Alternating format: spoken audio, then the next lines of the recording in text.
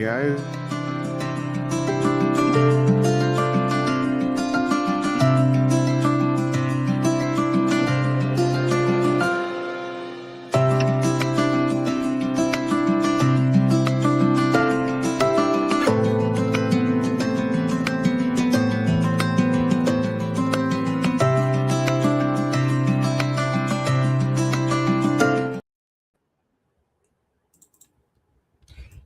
Surprise, surprise. Namaste. We are back again to a much delayed podcast we are trying to do with some guests, but the time could not be managed. So we thought we will be doing it this as a audience reaction session. So initially, we will start the session. So we're going to talk about various things, including West Asia, primarily on West Asia, and then we will discuss some other things as well. So it's going to be an audience reaction session. So people who are members of this channel, you can see the link in the members only post for you to come and join us and discuss. But we'll start with Anand, and so correct. We see what's happening in West Asia, specifically from India's perspective. Before we So even get to that, you, you should yeah, rename the podcast. What do you call yeah, it? I, I'll read in the podcast a bit later. We designate a Suggestion I name gave you. from for that. Suggestion I gave you. Yeah, I will do Like, that you see, later. it describes the situation perfectly. Yeah, but anyway, let's start. We will Yeah. create a new thumbnail and put that as well. Rename it. So are you asking me to like how do Yeah. we break it down So first? okay, see, first of all, break it down is because it is going to be layman's perspective. So that's a very important perspective, important thing that like today because we live in a connected world. So we have like everything which is happening in Amazon or in Dubai or in Iran or in Israel, it does have a bearing on our lives because we live in a very connected world. Okay. So in that context, as a layman who is who has lived outside India as well, and now you are living in India, so what is your perspective, like has your life changed in many ways after this war has occurred, where you are seeing, and I will share some visuals as well, how lucky we are that we are in India, and how people are suffering emotionally, physically, and in many other ways. So your perspective on the war itself, and how it has affected you psychologically, physically or financially in whatever ways. Right. Like first, let's acknowledge the funniest part of this entire situation. Right. For the last, I think, I don't know, I think like 5 6 years, there's propaganda. I mean, actually, since the second term of Modi, there's propaganda that's being pushed that people want to run out of India. They want to run away from India. India is so horrible. People want to run away and they want to settle in other lands. Right. But I was watching the news and I was watching all these Indians from the Gulf saying, "Oh my God, I'm so glad to be back in India. I feel so safe and calm, and my heart is like weight has gone down." And like that's exactly what it is. India is like your safe space. Like nothing, literally nothing can happen. Even the whole world goes to shit, India will be the safest place in the world. Okay, that's just literally how it's going to be. We have to thank our Devi Bharat Mata for creating this land that keeps us like, quite well protected. Okay, we don't get earthquakes, we don't get anything like major disasters. We don't get no volcanoes, nothing. Literally, okay, we're the most protected place in the universe, like in the whole, not the universe. I mean, like in on Earth. The second thing is it's very interesting. All the people who like they so value the Gulf and its money, right? It doesn't matter how much money you have. Any minute there can be a fight between these great powers, and basically you're under, like landing under a pile of rubble. Right? So I think something happened today in Riyadh, not Saudi Arabia, somewhere. No, not Riyadh. So I think Saudi Arabia somewhere. Building was hit, residential complex was hit, and a lot of Indians and Bangladeshis died. So I don't know what's going to happen. Like it's going to get worse before it gets better. And Yeah, because because I ask you these questions primarily because you have lived outside India. So like Yeah, yeah. there could have been a time if you had not come back to India, you would be living somewhere else, and you might be affected by this. So by like by grace of Bhagwan, you are here. So like Yeah, you that's can true. imagine yourself being outside. I can, yeah. But I can't imagine myself living in the Gulf. The kind of person I am, I cannot imagine living there. So I do understand but the thing is that even if you're outside of India, if you really are, if you, especially if you're raised in India, you want to come back at some point. I'm telling you, I guarantee you. Even the more richest person who has lived in India when they're younger and has gone abroad wants to someday come and settle down and live forever and die here. I guarantee you this. They will not tell you openly, but they want to. However convenient the rest of the world is. But But why do you think why it is the case? Is it a animal thing? Because correct, every animal like it's a kind of an animal thing, correct? That whenever they are born, they come back to again to die there, or again to give birth to new generations. Like salmon migration is a classic example. Is it a human thing, or is it something which is like our animal trait, which is there? no, I think Like something unique about India and maybe to extend Southeast Asia. There is this level of homeliness that this region has. Like even basic like maybe in the future may change, but right now though, if you give my experience, I feel very like I've lived here, I've lived in Southeast Asia, I've lived a little bit in the US. That India feels very comforting. Wherever you live, whether you live in the city, you live in the village, there's something about the way our society is structured that it's very welcoming. It literally is the reason why people are flocking these days, especially in the world. In the world, they're especially when you're not able to earn too much money. Even on a small amount of money, you can somehow survive in India and do reasonably well. Like you don't have to um, worry about like the next day, next meal and stuff like. So India's one that way. It's very positive. Maybe that's my privilege talking, but that's how it is. I Hmm. see it. Yes. So let me ask you this one, because while we are talking, I'm showing the visuals of Tehran now, which is now it's like a black sky. It looks like a dystopian a city right now. The way the visuals are coming. Well, Iran was already a dystopian place. See, the big problem with this, but let's frame this conflict. Okay, the conflict is very Here simple. it is. It's very simple. Here is your northeastern Tehran Yeah, yeah. The burning conflict is very beautifully. simple. The conflict is through history. This region, this particular state, has not been given its at least it's forget about democracy. It's not been given the chance for its people to decide its fate. Persia right now. The place of Persia, a little bit parts of Afghanistan have not been given the choice to determine their fate. And this has been for like almost like 1,500 years. We have to be very honest about this, right? They have not had a chance to build their economy the way they want. They're not like just like India also. Like to some extent, they do mirror us in a way, right?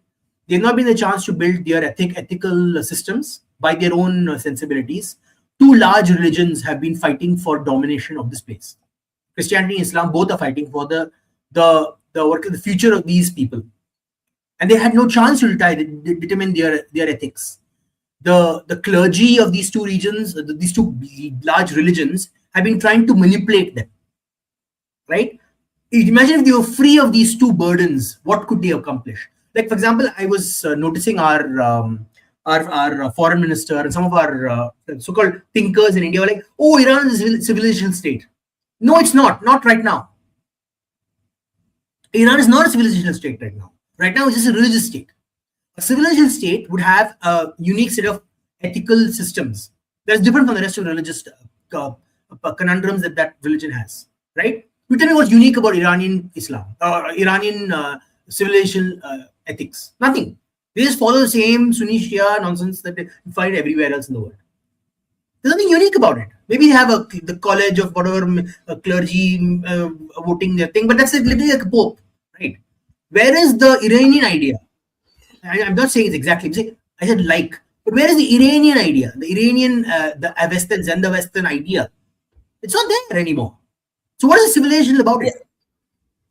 yes, actually, that's a very important part of it. Like, uh, it's my personal perspective. So, no offense to anybody. Like, everybody has the right to their own opinions. So, like, a lot of people say that Iranians inherited the glorious, what we say, the glorious tradition of Persian Empire and the Persian poetry, arts, culture, high culture, literature. But and for me it is very difficult to reconcile the clerical regime which ran Iran since 1979, and somehow they don't fit well the Persian Empire, the Persian heritage, and this what do we call fundamentalist regime, which kills women because they don't wear a hijab. How you reconcile them at actually human level? Forget about in terms of politics and other things at the human level. You cannot reconcile them, right? I mean, Exactly.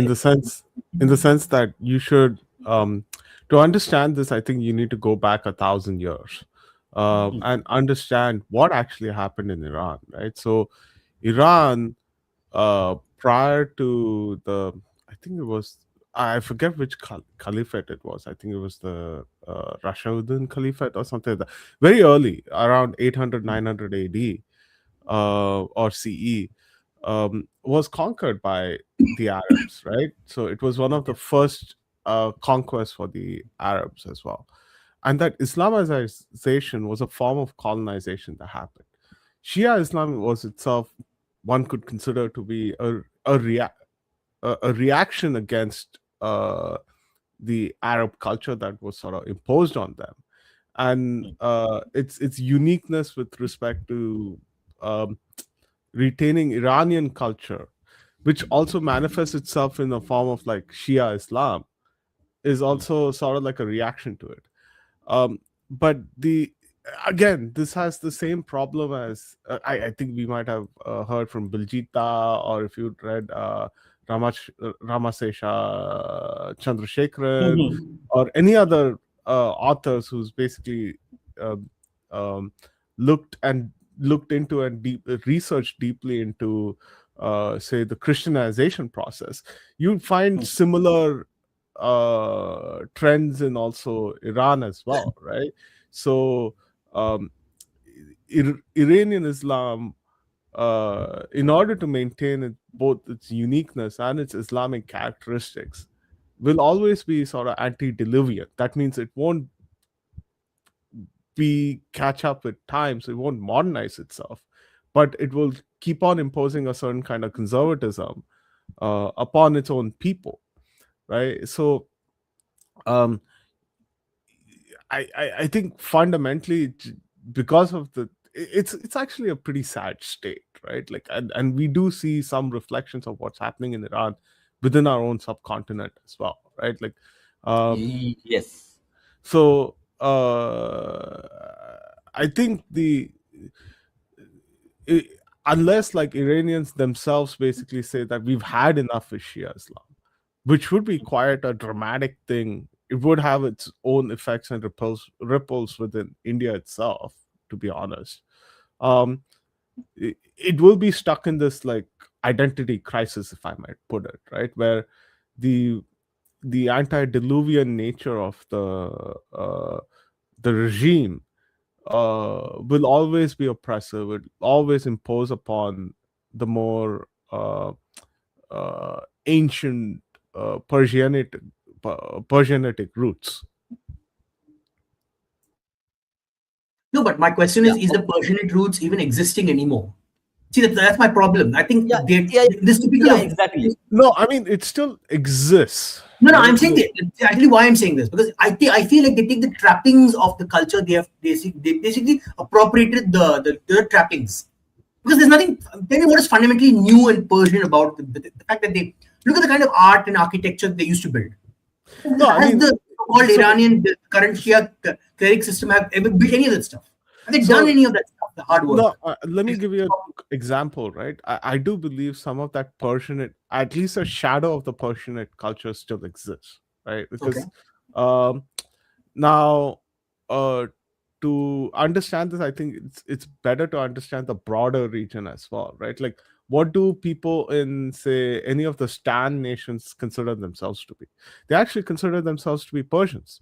The thing is, um, the difference between Uzbek and Tajik people is essentially, they're essentially same people, is except that Tajiks consider themselves to be more Persianate than their Uzbek relatives, right?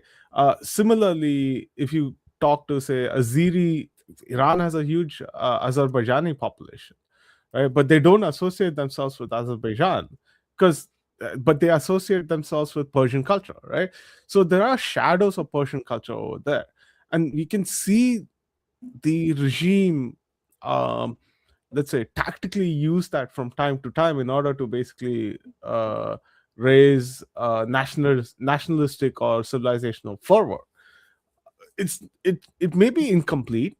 It may be, let's say, half formed, or if you want to look at it from another perspective, half destroyed, but it still exists, right? It's not what it used to be prior to or under the Sassanids, or say the Achaemenids, or the various Persian empires that actually used to have these strong cultural exchange, and also like rivalries with us in the subcontinent. So it still exists, right? And the regime does use it from time to time. um, as recently as like sometime last year, when the Iranian ambassador to Delhi, the embassy over there basically posted like this huge social media, AI generated social media song and dance, which actually became viral in India. Very catchy song about Satranj. Mm. That's what I'm saying. They use the trappings, but where is the inherent absorbing of that culture into their tradition is still extremely what do you call it what do you call it, conservative Islam. Whether they have the whether they've tried to differentiate themselves from the Sunnis in a what I don't want a collegium type way, it doesn't matter. They have not done the fund like take for example, I'll give you an example, right? You take Indonesian Islam. Indonesian Islam is uniquely Indonesian. Like they literally have rewritten all their laws to suit the Indonesian taste. So they can put up the Durga. They can put up a Durga. They can put up a say Garuda. They can put up a Ting Rama. They can put all of the stuff, and it will not affect their religious sensibilities. But in Well, Iran, you can't do that. You can't say, "Oh, this great Zarathustra," and you can put up a statue of Zarathustra like, "Oh, it's allowed." No, it won't be there. They're not adopting any of their old traditions. Like you can't. For example, the Iranians have a tradition of religious martial combat, where they use that big shield. They use the swastika. Like they are also Aryan technically, but that's not brought up in the India system. It's not part of their system anymore. Some people use it just to play to use the trappings for their cultural I don't know show off. But beyond that, there's nothing there from Iran. that is So the the half. point is that sorry. No, that is the half destroyed part that I was talking about, right? But I'm they're not even not. saying half. It's like they have like 10% of their Iranian tradition that they sort of using. I, It's like wall draping, you know. I mean, there are self references to the past Iranian culture itself within Iran, right? So you can Hmm. see Uh, it in some Munshi, form of. Yeah, go ahead. Munshi, let me just actually, I think you raised a very important point. So you are mentioning that, correct? The Iranian regime, we call it a regime, not a like, proper administration. Regime, since 79 onwards, 79, they are using the bogey of thousand year old heritage of Persian Empire to actually legitimize their own uh, like mullah regime. So they are just giving lip service to this Persian heritage to actually solidify their own rule. Have they Uh, done anything? no, let me clarify a little bit over here, right? Mm, So mm, now, um, if you what we are looking at Iran right now is the Iran since 1979, right? But yeah. Mm, Iran I think to some extent, the folks at the MEA are also right in the sense that Iran is itself a civilizational state, right? It's a malformed civilizational state. I think we can argue about that, but nonetheless, it has deep historical roots. And you can't disconnect Iran's historical unless you do a complete wipe, like what the Arabs did in North Africa, or the Spaniards did in, say, Central and South America. Like, you cannot disconnect Iran from its deep civilizational roots. Like, it is very difficult, right? And um, what the Arab invaders did in the 800s and 900s and subsequent centuries was just a half-baked job, right? So that's one aspect that you need to understand.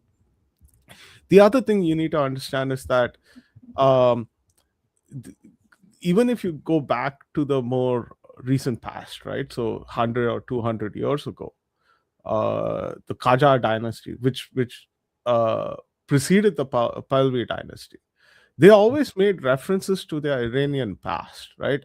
Not just as a form of, differentiation between, say, the Arabs, uh, but also as a form of basically holding some form of legitimacy of the current day borders of Iran, right?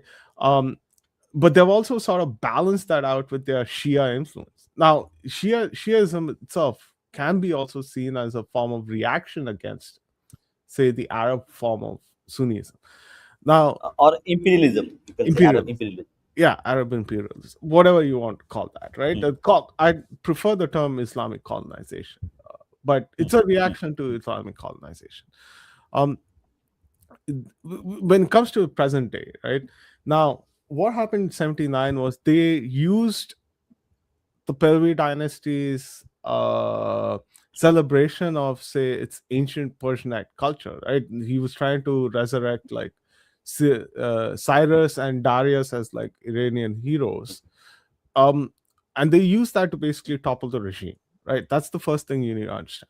Second thing, what they did is they really tried, right? For the first 30 years, I think, like, until sorry, for the first 10 or so years, they really tried to Islamize the country in the same way the Taliban did in Afghanistan.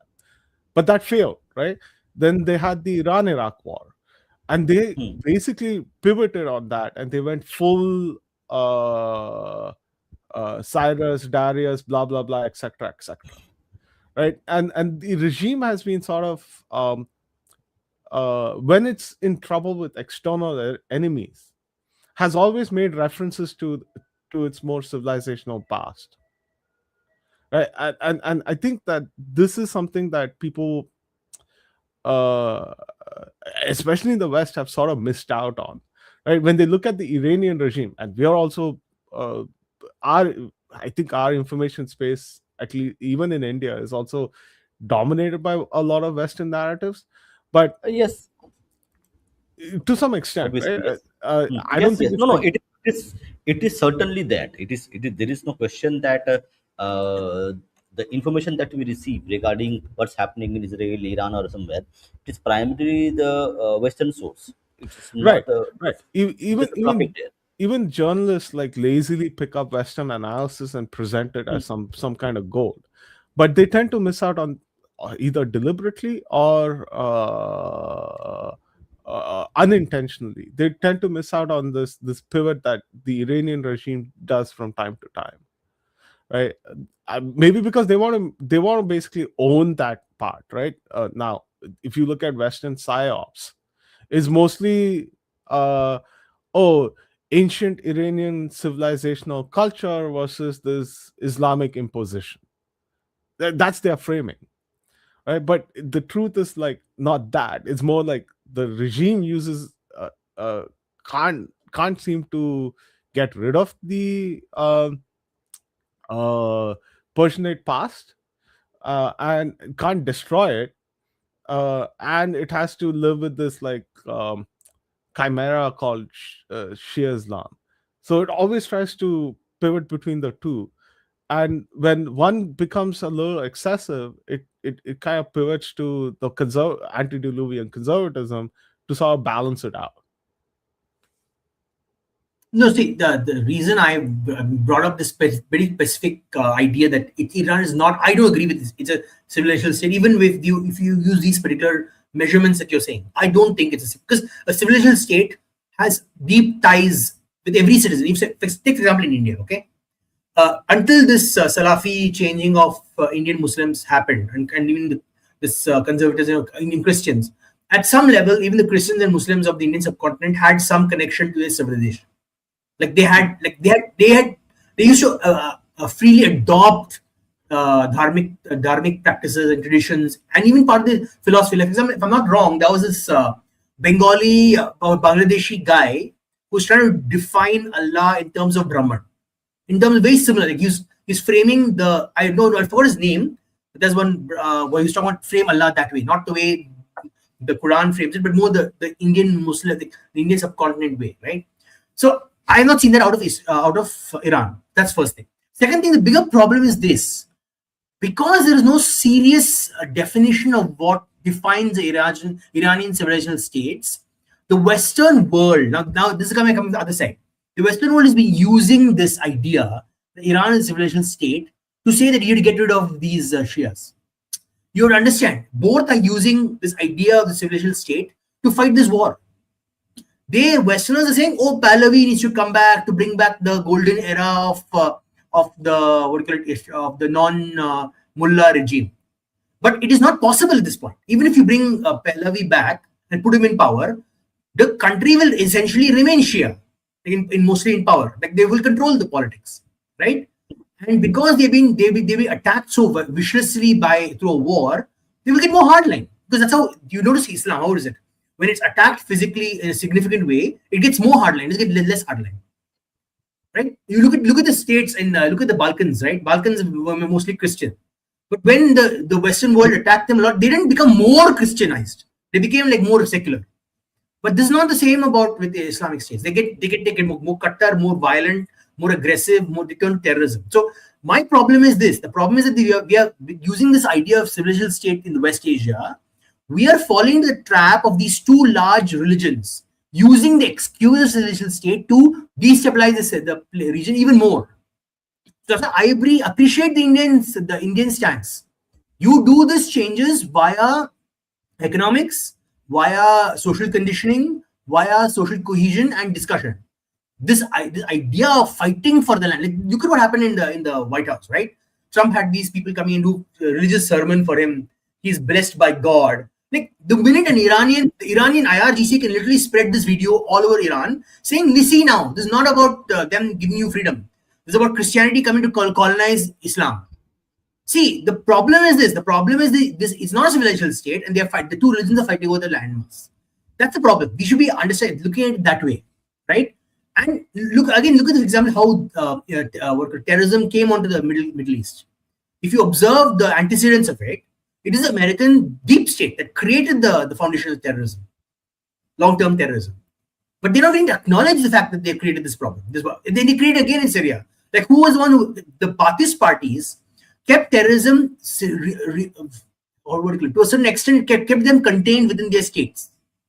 So, for example, Saddam Hussein and Bashar al-Assad kept the terrorist influences reasonably well contained within their state because they were such horrible dictators, right? They were able to control it. Like, you need that democracy didn't have those tools to restrict ideologies. They do not accept democracy. Democracy fails those tools. It doesn't have those tools. And this will come to your discussion later about how people Hindus are being assaulted all over the democratic world. Because fundamentally, they don't have the tools to fight with a group of people who have already decided the state does not matter to them. The rules of the state do not matter to them. So my worry fundamentally is that this war now is creating terrorists for the next 2 decades.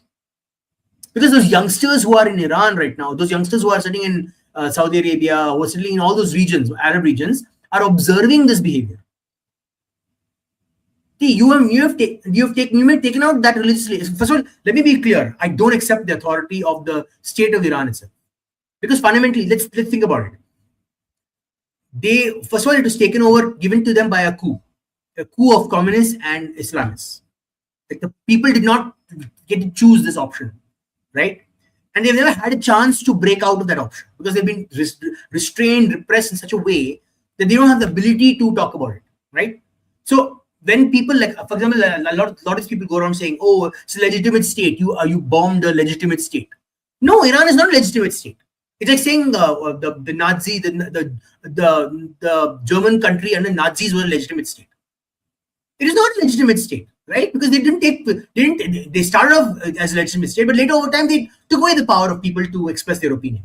It doesn't have to be democracy, but it could be any other method. It could be maybe a parliament, like, I don't know, even if you have an anarchic state, right? It's not even an anarchic state. It is single repressive state. Say, I don't accept Saddam Hussein's state as a legitimate state. So you have a right to attack such states because they are not legitimate.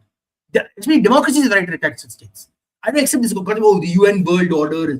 I mean, when did you decide this? Please tell me this document in the UN says that even democracies and authoritarian states can be compared on the same keel.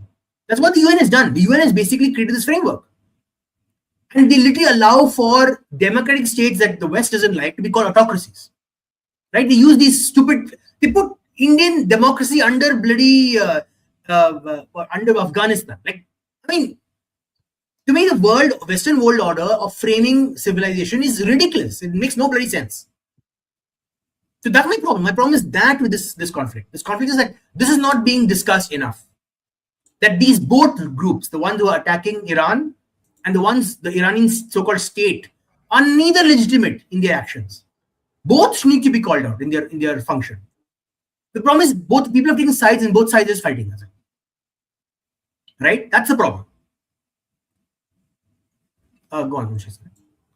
Oh, well, couple. I think the West will remain the West, right? To be honest, like toppling the Iranian regime has sort of been an obsession in the West, especially in the Anglosphere. Actually, if you look at um, the uh, the reactions in the West, right? It's cleanly divided between Anglosphere and non-Anglosphere players. France is not for it. Spain is not for it. Germany is sort of muted, right? They're not supporting, but they're not publicly against it either. But this is Shastri, hold on, Shastri. When you're talking about the Europeans, so uh, Europeans, do they have any say? It's very like Europeans. Just to be not to belittle them, but European, the whole European continent has been a kind of a vassal state to US after World War II. So, do Europeans have anything influence on the or what US does or what England does in terms of defense? see, your mainline continental Europeans still have some level of agency, right? Like they might not have influence, but they have some agency. Now, I'm trying to contrast the reaction between, say, UK. Just hold on, Shashi. Oh, okay. So people who are members, channel members, correct? I have put the link. I have put the link in the members only post in the community post, so you can join and talk to us. Okay. So I think Rishabh is here. So he's a member. The people who are members, you can come and directly contribute to this. Research. Go ahead, Munshi. Yeah, so I'm first. I think there needs to be a distinction between like the reactions within Europe, right? Now, let's compare how the UK reacted versus France's reaction, right? The UK completely capitulated. If I were to look at the way in which Starmer basically allowed this operation to happen, right? So the Americans did use facilities in the Mediterranean, British facilities in the Mediterranean. They have an airbase in Cyprus. They did coordinate with British armed forces over there to actually defend some of their Gulf territories, right? Like the UK also still, even though the Royal Navy has no presence, the UK still has a base in Qatar, right? The Royal Air Force has a base over there. Um, if I were to look at, say, the reaction of, say, Australia, New Zealand, Canada, versus, and compare that with France, you'd see a completely different set of reactions, right? France still exercised its agency by saying, "This is not, we are not participating in this. We are not allowing US to use our resources to participate in this." Germany might not have said that, but their actions speak louder than words, right? Ramstein Air Base was not used for mission planning at all. So what I'm trying to say is, I'm trying to make a distinction between influence to basically stop the US from doing this versus exercising agency. France and Germany exercised agency. None of the Anglosphere countries have, right? When I'm talking about Anglosphere countries, I'm talking about Canada, Australia, New Zealand, UK.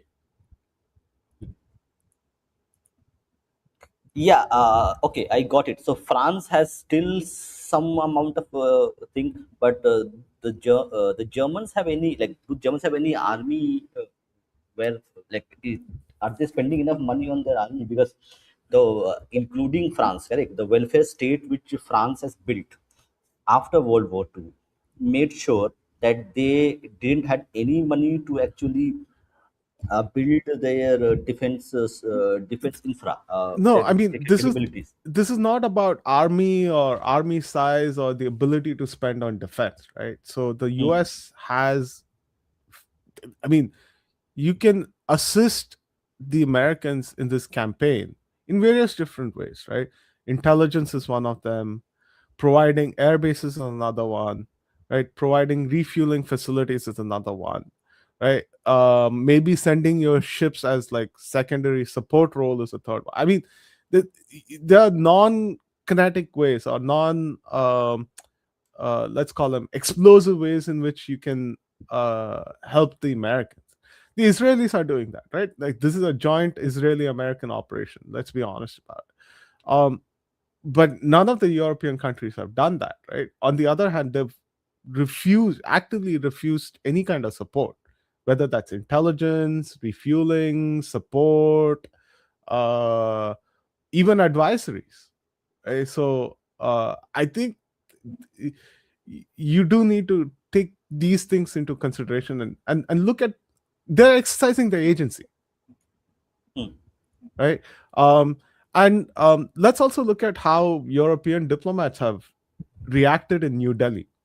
Now, every time there's a Russian diplomat or somewhat of a pro-Russian position, European diplomats in New Delhi cry, write effusively in opinion pieces in every mainstream media, or even like the Indian editions of mainstream media in New Delhi, right? You get these like uh, huge like one pager articles saying why it is morally wrong, etc., etc., blah blah blah blah blah, right?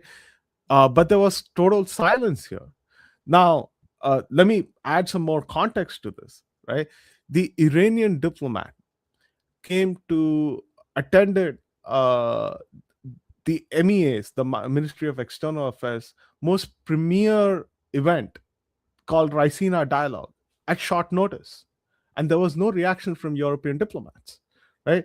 Even the British diplomat made some noise, but it was still like nothing compared to what they would say for, say, what they would write for, say, a Russian diplomat attending Ricina Dialogue. Right? The American diplomat, rather than being direct, was sort of like, gave a side-eyed comment saying that America will not make the same mistake or something like that, right? Uh, I think like these are um, uh, these are things that you can read in between the lines to understand how people are reacting, right? And what it But says about the state itself, right? Like what it says what you about just said the about diplomats, it tells you a lot about how hypocritical the so-called Western idea of morality is, right? Because fundamentally, the Iranian state and the Russian state are repressing their people in a similar ways. Actually, I would think the Iranian state represses even more than the Russian state. Like Russians may be under an autocrat, but at some level, Russians are way more free to do what they want in their cultural sphere that what an Iranian is. Like that's literally they literally can have a contrary opinion. Like people can go and live in Russia from different cultures and they can experience their culture no problem. Like a Hindu can go and literally dance in the middle of the street and do bhajans and they will not have a problem in Russia. But in Iran, you go try it, you'll get lynched. So I would say the idea of morality the Western world has is even more flawed because they like like condemn Putin because he took political freedom away, but every other freedom is gone away. Is there not there in Iran? But they will not say a whisper about the Iranian regime, but they will say a lot about the Russian. Like the non-stop it's about them. I think it's a fool's errand to chase any form of morality No, I'm when not it comes. chasing it. See, this is Hold the on. mistake. I think you Let, mistake my point. I'm let not me finish. chasing them to make them good or bad. I'm saying No, let us be honest about the fact that the world, especially the Western world, on morality they're hypocritical. We should not take any lectures from them on morality. no, we don't take any. We don't tolerate We any. do. Right? That's a problem. Like New Delhi does not tolerate any. I'm pretty sure Yeah. a Indian with a good sense of their own civilization and history would not tolerate any. Right? I mean, like you can see by how wildly they react to any quote unquote Brit shit that basically says stuff on any social media, right? Like it, it's it's gotten to a point that even Brits are even scared of referring to the empire within their own home islands, which is actually quite a huge thing. um but again, when it comes to state, the various Western states, chasing morality is again a fool's errand. If they Agreed. had any morality, then it would have existed maybe 400 years ago when they actually started their colonization projects, or 500 years ago. I mean, they've had 500 years of expressing their morality, and they've made a freaking mess of the world, right? They wiped like one entire hemisphere, a culture Yeah. of an entire hemisphere. So nobody takes the differential here is actually hard power, right? They've Hmm. had the hard power for the past 350 years, and they've imposed a certain kind of uh, uh, rules on the rest of the world. That may be changing, but it's changing slowly. But ever since independence, nobody has taken any word that a Western state has had to say about morality seriously. They've actually pushed back on it quite heavily. At times, uh, at the cost of their own national interests, right? I mean, no, sorry, not national interest, sovereignty. Yeah, So Shastri, but that is a very recent change, maybe after 2014 or something, because I can show you this Nirupama Rao Menon, correct? Like I remember watching her give some press conference or some statements on behalf of MEA. When I was not very old, very young indeed. So you had, correct, you had literally the Indian government mm, being overawed by the moral superiority of the Western nations. I mean, I have my opinions of Nirupama Rao myself. Like, No, no, no. I'm not talking about the individual. I'm talking about what that individual represented pre Yeah. 2014. yes, yes. So let me put it in a couple of different ways, right? So what has changed since 2014? Um, I think India's economic situation has improved quite a bit, right? Like we have consistently reformed ourselves. We are still on the path of reforms. We have consistently posted really good, high quality growth rates. And with that growth rate, we've also consistently invested in hard power, right? So with all of that actually comes a shift in your tone and what you can do, right?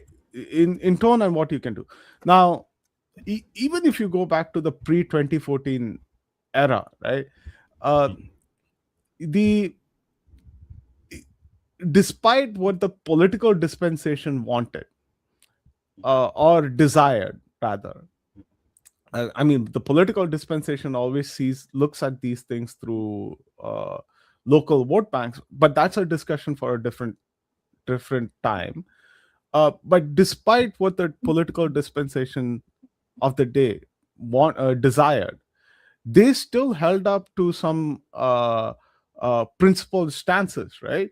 So uh, India opposed the Iraq war, rightly so, but didn't do anything beyond, say, raise a voice, right? It didn't raise a coalition. It still stuck to its own interests. This is not a fight worth fighting for, right? I suspect the MEA is going to work the same way. They're just going to wait and watch, um, and see what happens. And if there's a regime change, okay, there's a regime change. The MEA will work with the new regime and ensure some form of stability. Now you have to remember one thing is that, sure, we might sort of be repulsed by what Nirupama Rao has to say about the current situation, and maybe look at it from a point that, oh, she's a congressy, she's a secularist, she is trying to placate like the Shia vote bank. Sure, that there's some element of truth to that, but the greater truth is actually India has genuine interest in that country, right? Our it is our pathway into Afghanistan. It is our pathway into the various Uzbekistan, Kyrgyzstan, Tajikistan, the various stan nations, right? It is our pathway into Russia. Uh, the stability along the Hormuz Strait is key to India because 90% of India's energy comes through that. Yeah. We have a huge diaspora population, actually larger than any other country in the world, that resides in that region. So we have genuine interest in peace. We have genuine interest in maintaining good relationship with either the current regime or the next regime, right? So um, uh, I don't think that can be discounted. See, the reason I Okay. brought this up, Okay. let me just Okay. reply Okay. this. Hold on. Okay. Hold on. Hold on, Anand. Sure, sure. We have Rishabh here. Rishabh. Yes, hi everyone. So yeah, Yeah. by and large, I agree with what Munshida is saying. Hmm. See, when I personally, I feel that all this talk about our great relationship with Iran is overblown. Not that that is the point that Munshida was saying, but just because there's been such a huge amount of irritating discussion about Iran is such a close friend of India and so on and so forth. No, they're not really. I mean, frankly, Okay. there is a lot of Okay. words, not a lot. Okay. Mhm, Let me ask you a few questions actually because it is interesting for me. So, mhm, uh, like first of all, correct when we talk about correct country to country relationships. Okay. mm, Generally, us as commoners, like if you read some books or read some papers or see some videos, other things, you will have an idea that country to country relationships are very complex in nature and they mm, evolve over time, over months, over weeks. Okay. So the mhm, simple example is like I want to give here that Khomeini was killed in Israeli airstrikes. Okay. And government of India did not officially release any press note from MEA or from other departments that we are sorry that he has died. So that shows you that country relationships evolve within days, weeks, and months. So generally, like mine and your assessment would be very, very, very off the target in terms of what actually happens, what actually is happening, and what may happen. So are going to talk about our own perception created by the state itself, the media that we consume, right? whether it is Iranian media, whether it's Israeli media, whether it's Indian media or other media, it is going to be their manufacturing process, and it is shaping our perspective, the commoners. Okay. So I want to ask you a few questions because you belong to finance sector, finance. Because we are here talking about common person. Is common person affected by this war? If yes, how? And if not, then like, do you give credit to the government of India for last since 2014? What they have done to mm. actually insulate the Indian economy, its people, from this turmoil which is happening? Yeah, okay.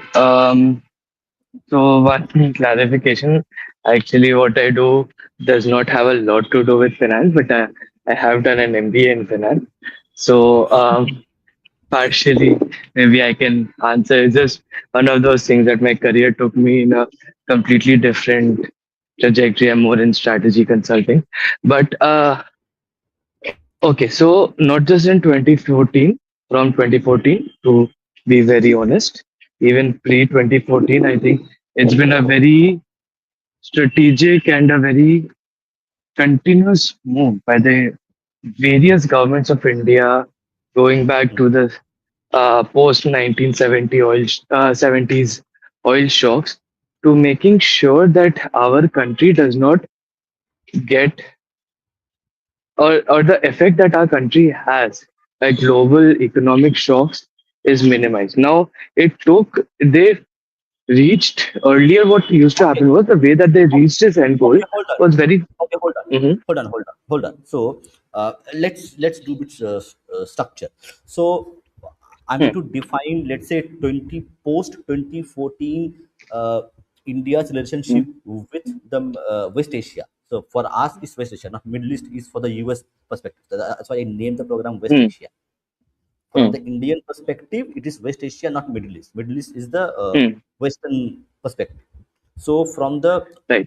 so to post 2014 India versus the West Asia relationships, and pre Mm. 2014. So how I would say my opinion is that it was rather a kind of like say a reactive policy India was having prior to 2014, but after 2014, it was an active and strategic engagement which happened only post 2014. Go ahead.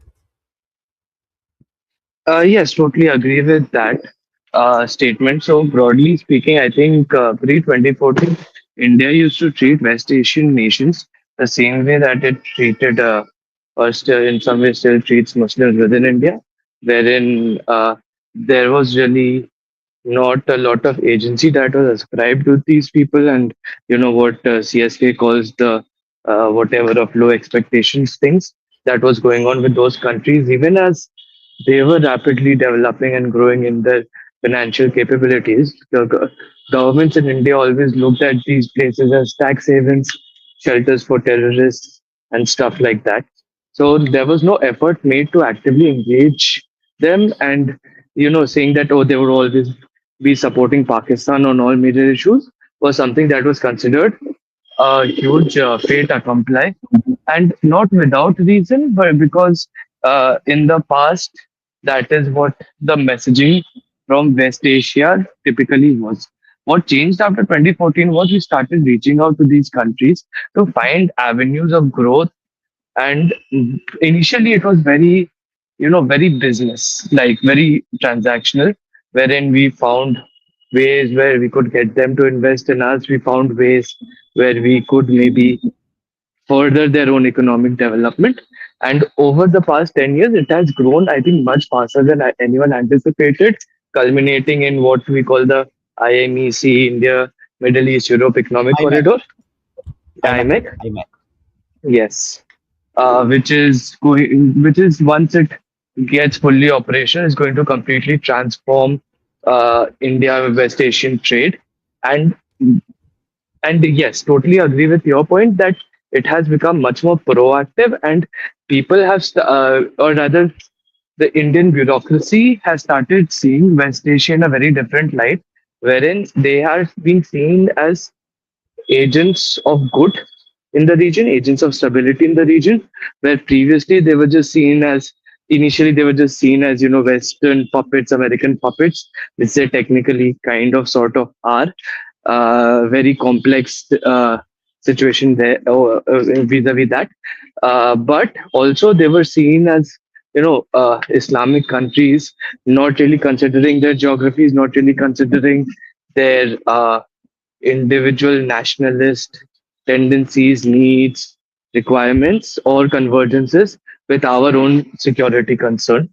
Now, another important thing that has happened in West Asia, which pulled them closer towards India, was that this realization dawned on them somewhere around the late 20s, early 2000s, that the oil wealth will run out one day, so we have to diversify.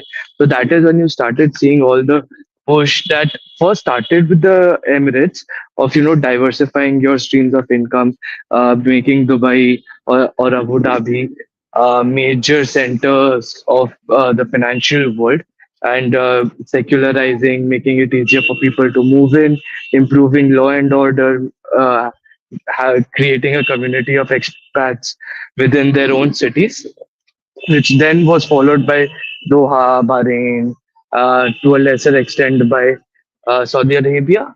Oman, before 2014, really by and large used to be the only country that was sort of kind of friendly towards India, and silently was actually the mediator in these initial conversations that we had a decade ago. Uh, but today, yeah, I think our strongest relationship in the Middle East is with the Emirates, followed by the Saudis. Got it. Yeah.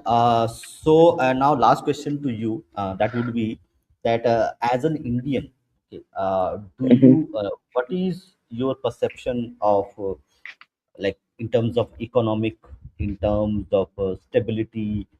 Do you like how do you rate Indian diplomacy, Indian also in terms of economy, because oil is a very big factor mhm, in terms of economic growth and also your inflation part. How do you would uh-huh. be rate Indian government what they have done? Okay, so I think there's a very strong metric for it that I use, and it's a back of the envelope, but a very good shorthand that you can use. Your economic growth rate is your marks out of 10, and if you cross 10%, then it's automatically 10. Okay, so right now, if it's growing at 7.2, I would rate it 7.2, maybe a little less than 7.2, uh, but in and around that. And the reasoning for that is very simple. There are a lot of things that growth is happening despite of, but there are a lot of, so let's break it down. Okay, let's start with the economic front. Number one, see, uh, Narendra Modi didn't just come in, flip a switch, and everyone started to invest in India. He actually, one of the most important underrated things that he did, and maybe you will remember this was actually a criticism of him back in the day, that he's often abroad. He's just on world trips. If you remember that criticism that used to happen before 2019, in the run up to 2019 elections. So what he did was, just like when he was chief minister of Gujarat, he went to a lot of strategically important countries, and then he started laying a groundwork for a new paradigm with which they could deal with India. And they were like very frank, from what I've understood. I mean, I don't have any information, but from what I've seen in statements and stuff, they were very frank that, hey, listen, this is what our USP is. We are not just a market. Like what the Congress used to be, was used to say was, hey, listen, we have this huge middle class market. Come here, sell your stuff here, and you can make a lot of money, and we can have a lot of consumption in India, which will fuel our growth. They never really focused on actually producing anything in India.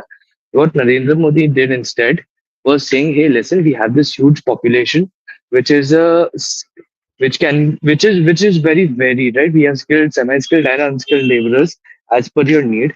Come in. Our input costs are going to be lower over here. Our labor costs are going to be low over here. Come in, manufacture over here, and then manufacture for your countries. If you try to manufacture it in your country, it's going to be untenable for you, and you need to diversify away from China. For a long time, this was not working too well, to be honest. Till 2017, 18, it was not really working too well.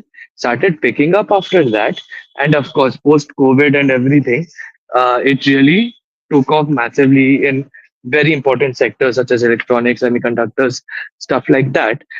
Hardcore manufacturing is still somewhere where we can do much better.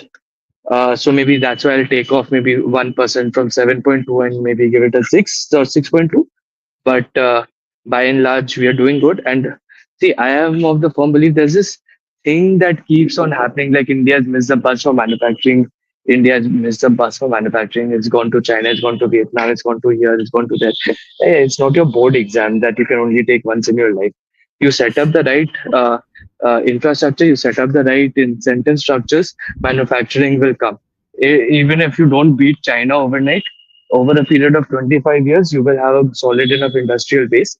And one thing that India offers, which China does not offer, which I think they explained it very well, was you can make in India, sell in India, and sell abroad. In China, what they do is they really don't sell to China as much as they manufacture just for exports, which makes China also very vulnerable to stocks in the global market. India, on the other hand, becomes resilient because we have our own consumption internally as well as externally. Now, don't get me wrong, this does not mean that China's consumption is low. No, compared to India, China's consumption internally also is pretty high. But as a percentage of Chinese manufacturing, the lion's share is taken by exports, which up until now at least is not true for India. And this ties into the earlier point that I was making, like the difference between how India in the Indian economy was being shielded from global shocks pre 2014, or let's be honest, pre 2000s, was by and large by secluding us, protectionism, and all of those measures, which did work when we had shocks, but then again, when periods of growth came, we were left out of those as well. So we were protected from 2008, but we did not see the pre 2008 boom as much as well. Now, what we are doing is we are focusing our manufacturing also in such a way that it doesn't go out of hand and it doesn't disproportionately get affected by how the world, how the global economy or economies of the countries that we're selling to get affected. One sector where this is going to become a massive concern in the future is our IT services, because IT services, by and large, is outwards looking, export oriented. So every time there is a downturn in the Western market, more specifically the American market, our IT sector is going to take a hit. Uh, Now, this is something that the IT sector will have to course correct for in the future. Either you diversify to other less lucrative markets, but where your revenue keeps coming, or you start looking inwards and start seeing how you can solve Indian problems instead of just doing SaaS for the US. Okay, thank you. And what do you think in terms of the fuel prices? Are you expecting Hmm. that India is going to maintain its fuel supply because they have diversified in South America, Russians, Africans. So, like, if you ask me, what they Hmm. have done, so because I keep a track of few things. So, India right now has agreements with the South American nations who have oil. India has Hmm. agreements with the Russians who have oil. India Hmm. has agreements with the African nations who have oil. So Strait of Hormuz, if it gets bogged down, India has an Hmm. alternate source of supply of energy, which was Hmm. done a lot for last 10 years. So Hmm. like that shows in terms of the thinking that they have in terms of uh, creating buffers and creating alternatives, because No, you never know what Bhupenda, we happens. don't have to worry. Yeah, Bhupenda, we don't have to worry. The US has given us permission to import Russian oil. We don't have to worry. Thank you, Trump Sahib. Thank you. Yes. No, yeah, I Okay. think yes, they've diversified beyond Russia. I don't know. I mean, South America, Nigeria, No, no, Ethiopia, no, no. very Yeah, good that you we've. have. Yeah. Yeah, no, very good if we have signed all of these things. I don't know how the logistics chain is set up, how the value and supply chains are set up. I don't know if they have that kind of extraction and refining capability. If they do, very good. Africa, If Africa already they have. Africa, we are mm, buying oil. We are actually once you come, okay. let me share how much they are. We are buying from other countries. Anyway, you have any other points you want to make on the uh, conflict which has the theme with Israel and Iran and US and the whole West Asia. Yeah, I think yeah, let them fight. I mean, I will be honest. Yeah, it's on a human level, it's a sad thing that's happening. But if I take away my emotions, and I feel sad that people are dying irrespective of where they are in the world. But if you take away the human aspect of it, bhai, very frankly, you keep supporting Hezbollah, Hamas, Houthis, supporting terrorism in your region. Someday you'll have to pay your dues now. You're paying your dues. Unfortunately for the people, they are also suffering because of it. Unfortunately, because the Gulf Arab kingdoms did not want to arm their own people because they thought that what happened in Egypt and Iraq and Syria would happen with their monarchies. They outsourced their defense to the US, and they are, and so the US has its own priorities, which is Israel.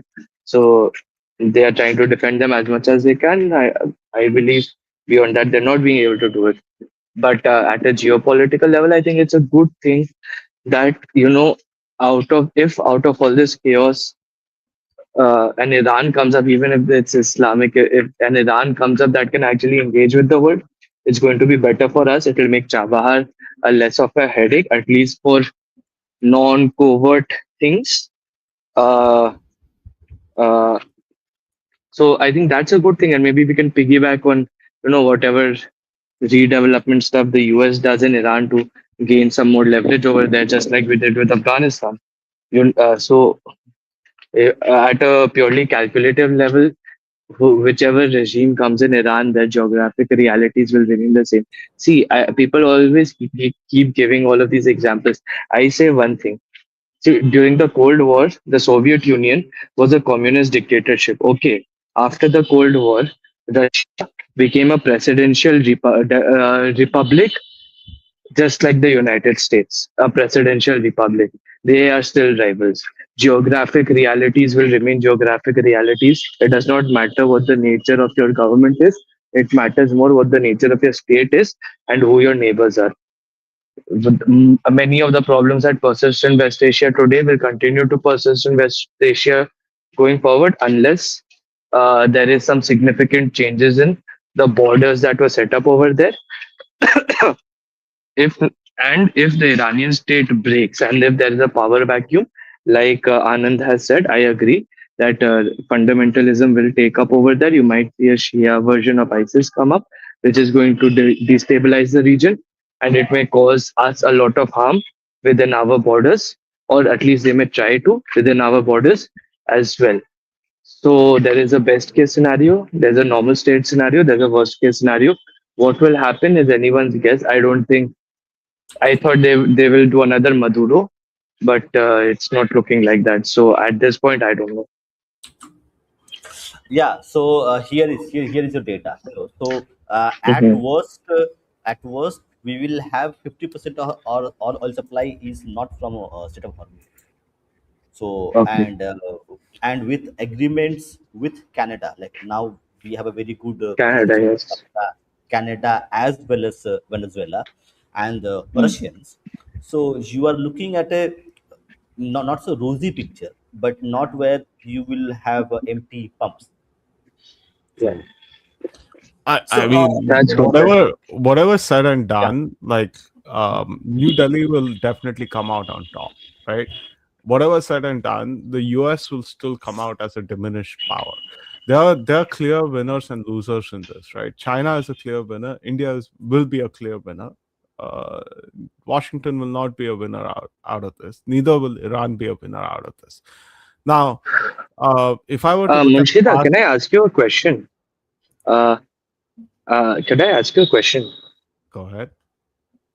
How would China come out as a winner? I think one of the main reasons why the US is doing this is to first they did this with Venezuela and now they're doing it with Iran. I think one of the reasons why they're doing this is to try to create leverage against China, saying, "Hey, if you can block our semiconductors, we can block your oil." So, how Mm, will China in the long run come out a winner if the mullah regime is toppled by any way? So I think this is a fundamental misunderstanding in the West and Mhm, especially among Western analysts, right? So what they um, so there's a American way of looking at alliances and there's a Chinese way of looking at alliances. They look at mhm, Chinese sort of soft commitments in Venezuela and Iran as an alliance. Uh, China doesn't see it that way, right? Like China is very clear about what it wants and what it gives, right? So in the sense like mhm, when it came to Venezuela, China never promised that, oh, we'll come and protect you or do anything mhm, for you in the US. Now, there's a historical basis to this as well, right?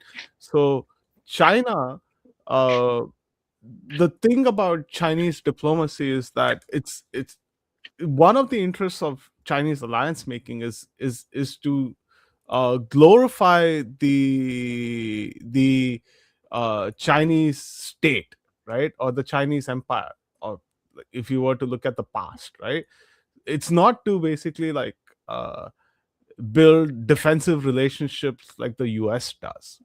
So, sure, you toppled the Maduro regime, which was pro Chinese and China friendly. That's okay. China will work with the newer regime, right? They'll still make good deals with the newer regime. It still has leverages to do so. Uh, it will do the same thing in Iran too, right? You can topple one regime, you can install another one, but the thing is like you simply cannot avoid making business with China. India is also in the same position. Now, why is US a loser here? Now, one is that they have essentially gone about damaging a lot of their relations. They have essentially damaged their capacity and capability, right? Like Patriots are supposed to be really good, but yet like facilities in Saudi Arabia, in UAE, Qatar, Bahrain were all attacked, right? US power did not protect those countries from getting attacked. It still hasn't opened up the Strait of Hormuz for shipping their material out, right? So uh, there is a diminished sense of US power projection and what comes with and a sense of like the capacity of the US to defend or abide by its defense treaties. So that's where I'm coming from, right? Now, there are other ways to also look at this as well, right? So, what is China's primary interest?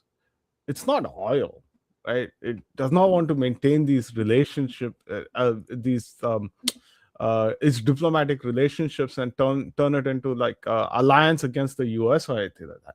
China's first and primary interest is to break out of the first island chain. If the US is distracted in the Middle East and it's using all its like stockpile precision weapons and air power and naval resources against Iran, then that means there are less forces along the South China Sea. There's less pressure on China on that region, right? The US has less stuff to throw about on China. So there are multiple ways in which this conflict works in the favor of China, right? And similarly, there are multiple ways in which this conflict actually also works in the favor of India. Now, if I were to go to the recent past, every time oil prices goes above 70 or $80 per barrel, uh, India benefits, right? Because India can process. India is it's a refining superpower, right? And it doesn't refine just for itself; it refines for the rest of the world. It exports more than China does when it comes to refining refined oil products, right? And our refineries are pretty flexible.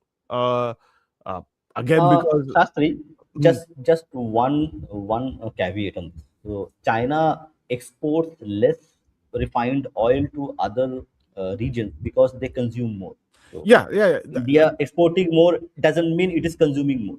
It is No, because it doesn't have the capacity to no, consume that no, much. no, no, no. We do both, right? We No, no, consume quite no. a I lot. am no, no. I am saying in terms of economic scale of the industrial base China has, China naturally would be exporting less because it has a industrial base to consume more compared to India. That Y- aspect.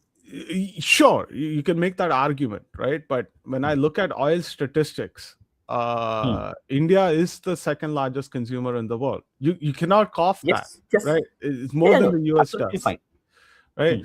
Hmm. But it also exports way more than other countries do, including the US. The US actually produces a lot of refined petroleum products, right? I think you simply cannot dismiss the fact that India is a refining superpower, and Yes, it China is a does not. refining superpower. No question about it.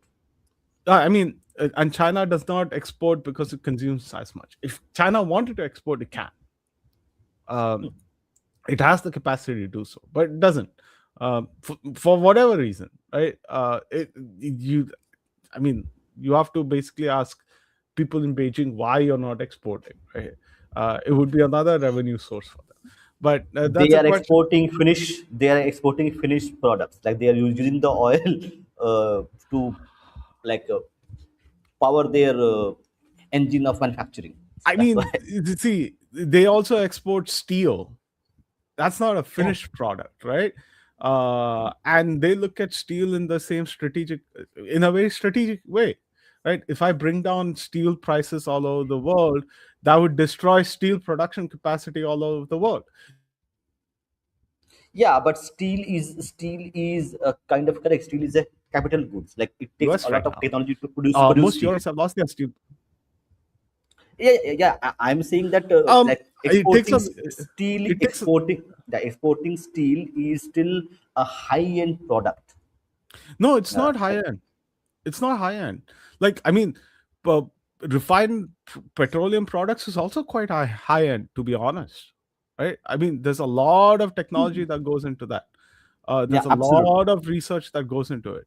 Um, but I think it's just that China doesn't see oil as strategic as, say, it sees steel, right? Otherwise, it would have been on a massive subsidize and export spree like it did with steel.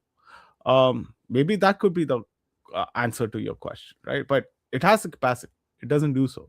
But Um, nonetheless, One uh, more thing with steel in China is that, a little bit is also something that they have to do because China has massively overproduced steel.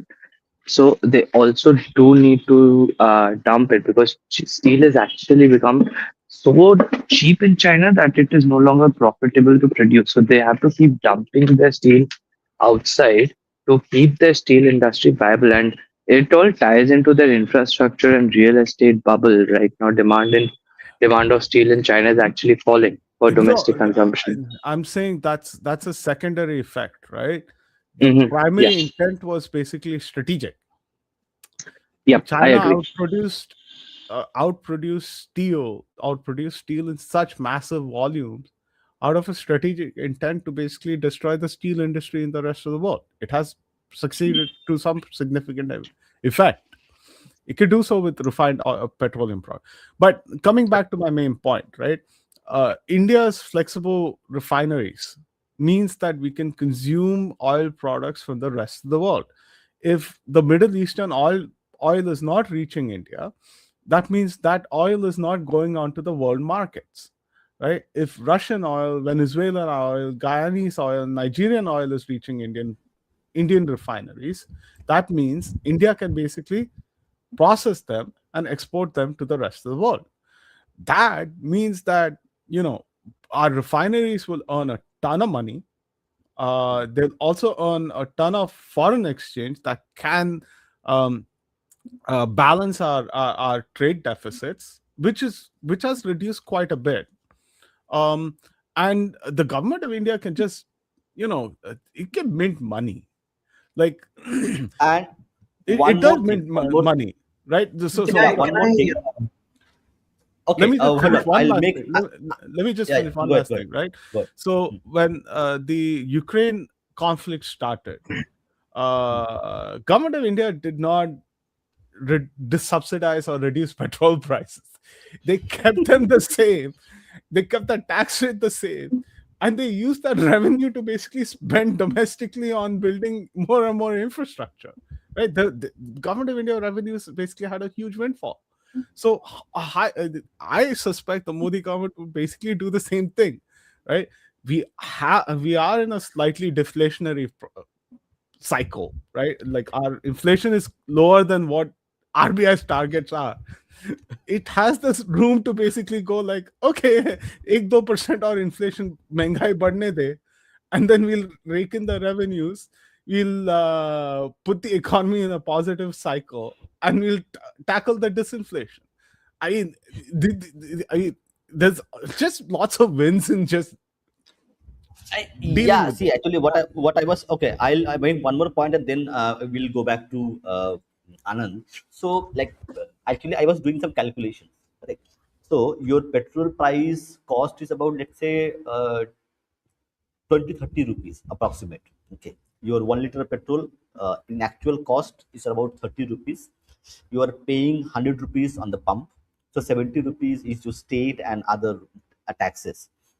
So this external thing which is happening now, correct, now with cheap Russian oil and other things coming in, your foreign policy is influencing your internal politics itself, in terms of the money which is made in like fuel sales goes into Ladki Behna and all the other welfare schemes. Actually, people don't realize that out of 100 rupees of price you pay for your fuel, 70 rupees goes to taxes and most goes to center, less goes to states. So a lot bulk of the welfare schemes which are being done by government of India and others, they are primarily funded a large extent by this petrol windfall tax, which people have like don't factor in. So your foreign policy is also impacting your internal politics itself. Yeah, go ahead, Anand. See, I have a different perspective completely. Hmm. Hmm. Um, this is not about Indian fuel consumption. Let's be honest. We are not a major, while we may have some amount of domestic consumption, we are not a major player in the world economy. Okay, we are not. The problem here is going to be when fuel doesn't get to all the economies of the world. And then they are suffering from fuel access, including China. Their economies will get affected. And because when their We lost Anand. Anand, we lost you. He just got censored by the deep state. Modi ji didn't like his comment. I think it Pol was, mat kholo. I think it was Karnataka state mandated blackouts. Yeah, Anand, you are here. We can see you. no, the Go ahead. problem is fundamental. Like I think I know what happened. So just kick me. So no, so my point is very simple. Okay, the world economy is highly dependent on fuel. It just is. It just that's just the reality of and the Gulf has been producing most of the fuel of the world. Russia has not been producing it. Venezuela has not been producing it. US does not produce it. It's producing only for itself. It keeps all the money, all the fuel for itself.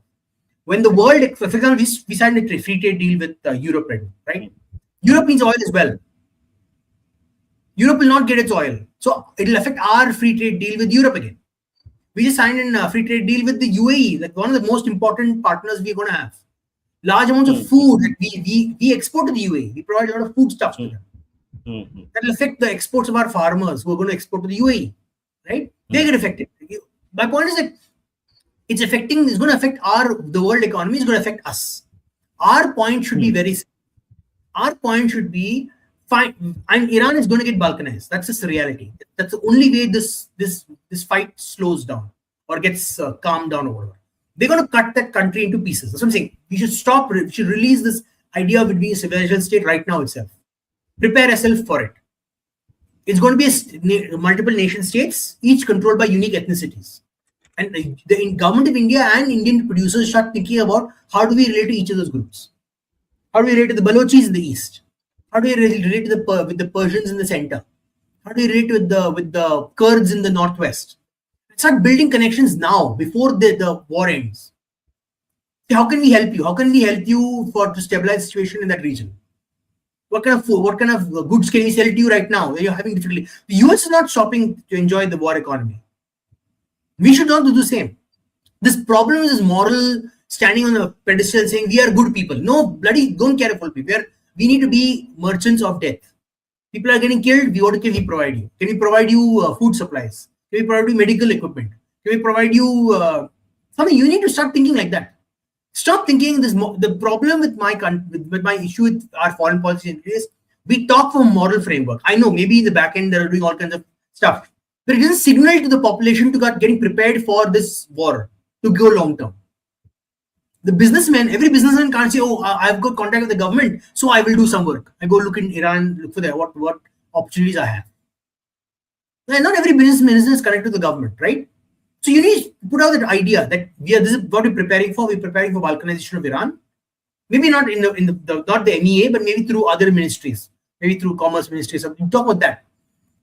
Start preparing for the new reality of UAE, Qatar, Saudi Arabia, right? Because now the war is going to attack a lot of the businesses that employed Indian workers. Are going to be like, I can't employ so many workers. It's going to be expensive to pay them.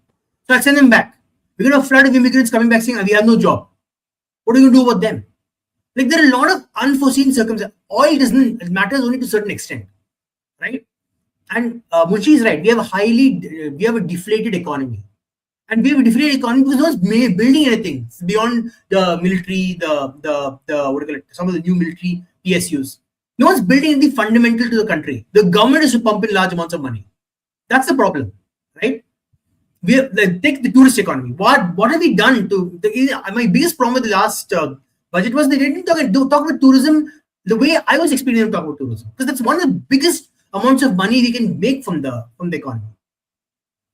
There are take France, correct? France, Thailand, correct? Yeah. How much money they Every earn? country, forget about France, even Egypt has done a better job of highlighting the tourist economy that we have done. And Egypt is like a fucking third world state, like proper third world state. Like I'm really upset with the amount of disinterest that the Indian government has in their tourism. They're disinterested. They're fundamentally disinterested. My belief is they don't care about it. I disagree with this analysis. Now, here's the thing, right? We've had oil prices go up to $120 per barrel, and we've survived that and sustained that for about 2 years, right?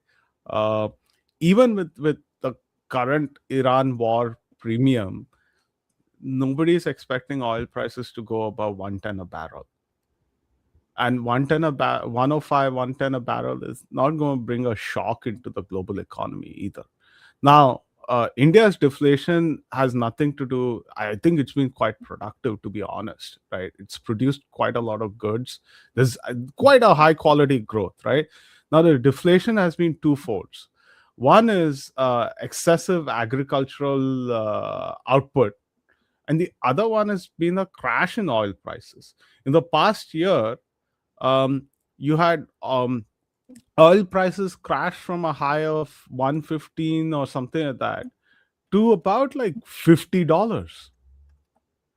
It's literally a halving of oil prices. Of course, you're going to have a deflationary effect on your own economy because oil's become cheap, right? So those were the two things that basically led down the path of deflation in India. But I mean, deflation is also a strong term to be used, if I were to be precise. But I would say disinflation is a better term, right? Because we have not seen like drop in prices across the board in India. Right? It's not a deflation. It's not deflation, it's just low inflation. It's not that. I think you missed my point. My point is not about the disinflation of the economy. My point is there are going to be a lot of consequences to the oil supply problems that are beyond just the oil price. The oil price may be fine. The common person in India may not be affected by it. But the problem is, a lot of people, the businesses in the world will be affected by it, and they will have consequently have an effect on our economy, even though we are a Uh, large domestic economy, I, right? I, I, Secondly, I disagree again because it's I like don't, I don't. I think they're going to have a no, horrible I think situation, I strongly disagree because it's and we like need to be preparing for it. the business cycle in the past couple of years has adjusted to a lot of chaos. They're making more short-term contracts rather than long-term contracts, right? There's like it's become much more resilient than people give it credit for. Uh, I'm not about resiliency. I'm talking about Indian growth. See, the problem you're mixing up temporary, short-term, like management of the economy that India will manage. no, I So think I'm doing Indian. long-term growth. Yeah, My problem is going to affect long-term growth. I don't think so. Think about it. When you do short-term contracts, you don't do investments for long-term infrastructure growth in India. What is No, the problem in India? The problem is the government is to invest in everything. The I private economy is not investing in long-term infrastructure and success of the country. no, That's the problem. How they make no, it even more the American, the so-called foreign investors. Like, I'm not interested. no. There's I no, think there's no. I I think have to worry about my money, right? I think you're mistaking the data itself, right? Long-term growth is pretty steady. Even medium-term growth is pretty No, man, steady. I have observed Um, my market is my investments are related to fundamental parts of the economy, not about this financial fiscal temporary changes. And those have taken a hit. I'm sorry, they just have. I do the There's a same lot of kind of. there's a lot of what do you call it, negativity in the market for long-term investment. I'm sorry, this is a reality. I don't I want to say I don't want to throw water on the hot like cheers and stuff. But unfortunately, that's the reality, and the Indian government should start thinking about it. They can't mean I no. I will enjoy the short-term benefits, and some companies that I am connected to, or the government is investing, and that's enough. I think you need to relook your investment strategy because I made 11% on the same fundamentals, right? No, for So me, I was I making, I think was making, no, no, I was making 18, 20% on before all this nonsense started in this tariff and this thing. Now it's I, down to, yeah, now it's 11%. Now it's 11, 12%. But that's a significant deflation, reduction from 20% to 12%. There is a significant cooling down in that I investment. I think like 18. Infrastructure, pharmaceuticals, what engineering goods. Those are fundamental things for a long-term growth of a country. And that's Okay, getting, I think it's just still in a good trajectory growth, right? There's some Okay, Rishabh, really go high ahead. quality growth, but an for our important country, thing to not for our country. important thing to note over Middle here. income country, not for us. One important thing to note over here specifically, Anand and Munshi, just correct me if my understanding is wrong. You're talking about your stock slash mutual fund slash equity investments, right? See, yeah, uh, and I don't treat that as a barometer of the broader economy. No, I don't yeah, invest in see, the temporary stuff. No, I'm just in long term stuff. My investments are for like okay. 20 years. That's my focus. uh, be that as it may, see, now there's a fundamental disconnect in terms of valuations of stocks, which flows down from valuations of companies, which takes a lot of different things into account, not just your present day fundamentals of the company, which is their P&L, their income statement, their balance sheet, their free cash flow. Just I'm just getting a little technical for a second, excuse me, but this is a point that has to be made. So see now how a company technically should be valued is you take a multiple of your company's free cash flow, you calculate that from your cash flow statement and your income statement, and then you add a multiplier to it based on your future projection of growth, which happens where you start with macro trends and then you break it down into the sector or the industry of the company that you want to invest in. And then that is how you make a forward looking projection, right? Now, what normally happens over here is people typically do a back of the envelope calculation. They see, okay, let's take 3 or 4 different companies in the same sector, average out their forward looking projection, and you see that that's the projected growth of that sector. Now, all of those things become very sensitive to broader market, broader geopolitical considerations. Company valuations per se are No, I'm not not just going on. a factor of their accounting fundamentals and financials at present. That being No, no, said, hold on. We're to going off edit, topic. I'm not talking about company eh, valuations. I'm talking about sectoral growth. Like you see, one company can be valued incorrectly. two companies can be valued incorrectly. Like even five companies can be valued incorrectly. But if the entire sector is deflating from what it was achieving earlier, then there's a concern. You have to be concerned about it, and you have to understand certain Could you give me an example? pharmaceuticals, for example. We're having That's all. significant reduction in value. Engineering goods. Pharmaceutical is again driven by oil prices. That's what I'm That's my trying to make point. clear. My point is, our large amounts of, If our growth will no, be in the future will no, be both based on your pharmaceuticals, no, medical goods, your engineering inputs, goods, your im, high value targets. no, your inputs have basically reduced by 50%. Yeah. Your And biggest also, inputs have basically reduced by 50%. yeah, That is what has happened exactly. in the past year. See, this is what I when I said that oil prices came from a high of 115 to about $50 a barrel. Of course, you're going to see some form of disinflation in the pharmaceutical industry because their primary input is basically refined petroleum products. No, Also, but one important thing to demand side notice, right? The demand pharmaceutical doesn't just suddenly change overnight. You said So your no, again, no, profit should it's be not about more. demand. Anand, demand it's is not about stable. Demand demand has is been stable. stable. Exactly.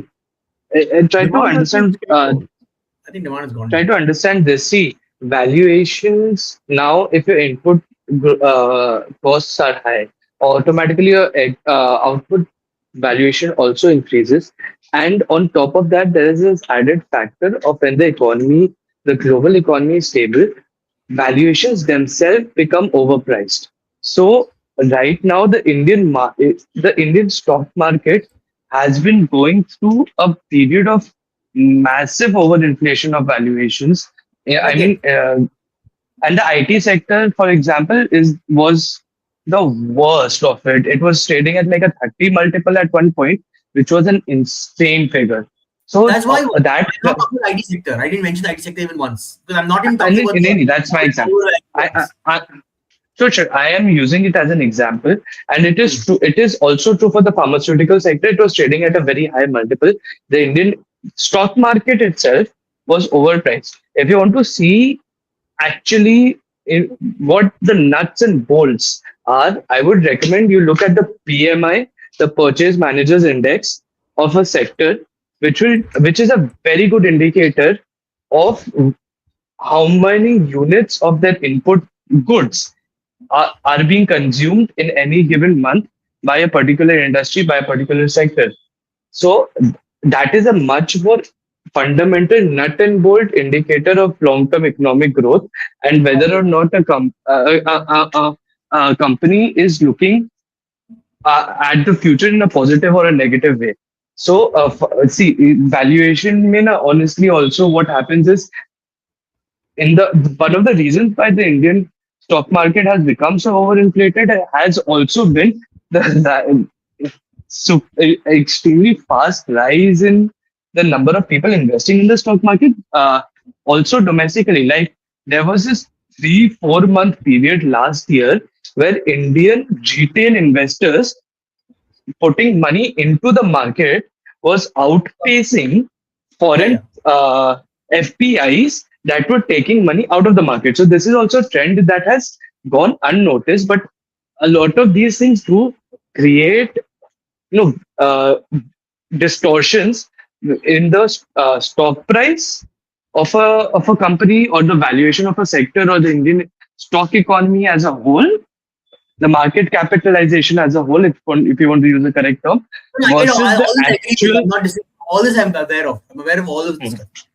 My point is hmm, not, my disagreement is not. My point is that we have to start because I'm telling you, just the oil, just focusing on oil prices would be a short-term thought. hmm. My opinion. My opinion is Yeah, use true. this use this time to say we have to restructure our economy fundamentally because we cannot go on the way we are going on right now and say, oh, we'll get a windfall of oil prices, we'll get a windfall of Russian oil, like we will somehow manage. Hmm, No, we need to change. We need to do what the Gulf states are going to do in the next 5 years.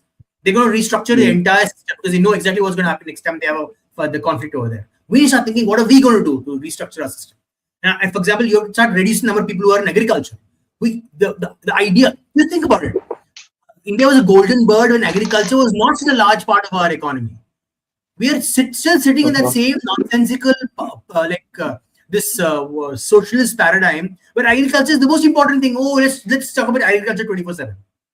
Agriculture should be a niche sector in India with high productivity among limited people, and they'll be their personal growth will be higher.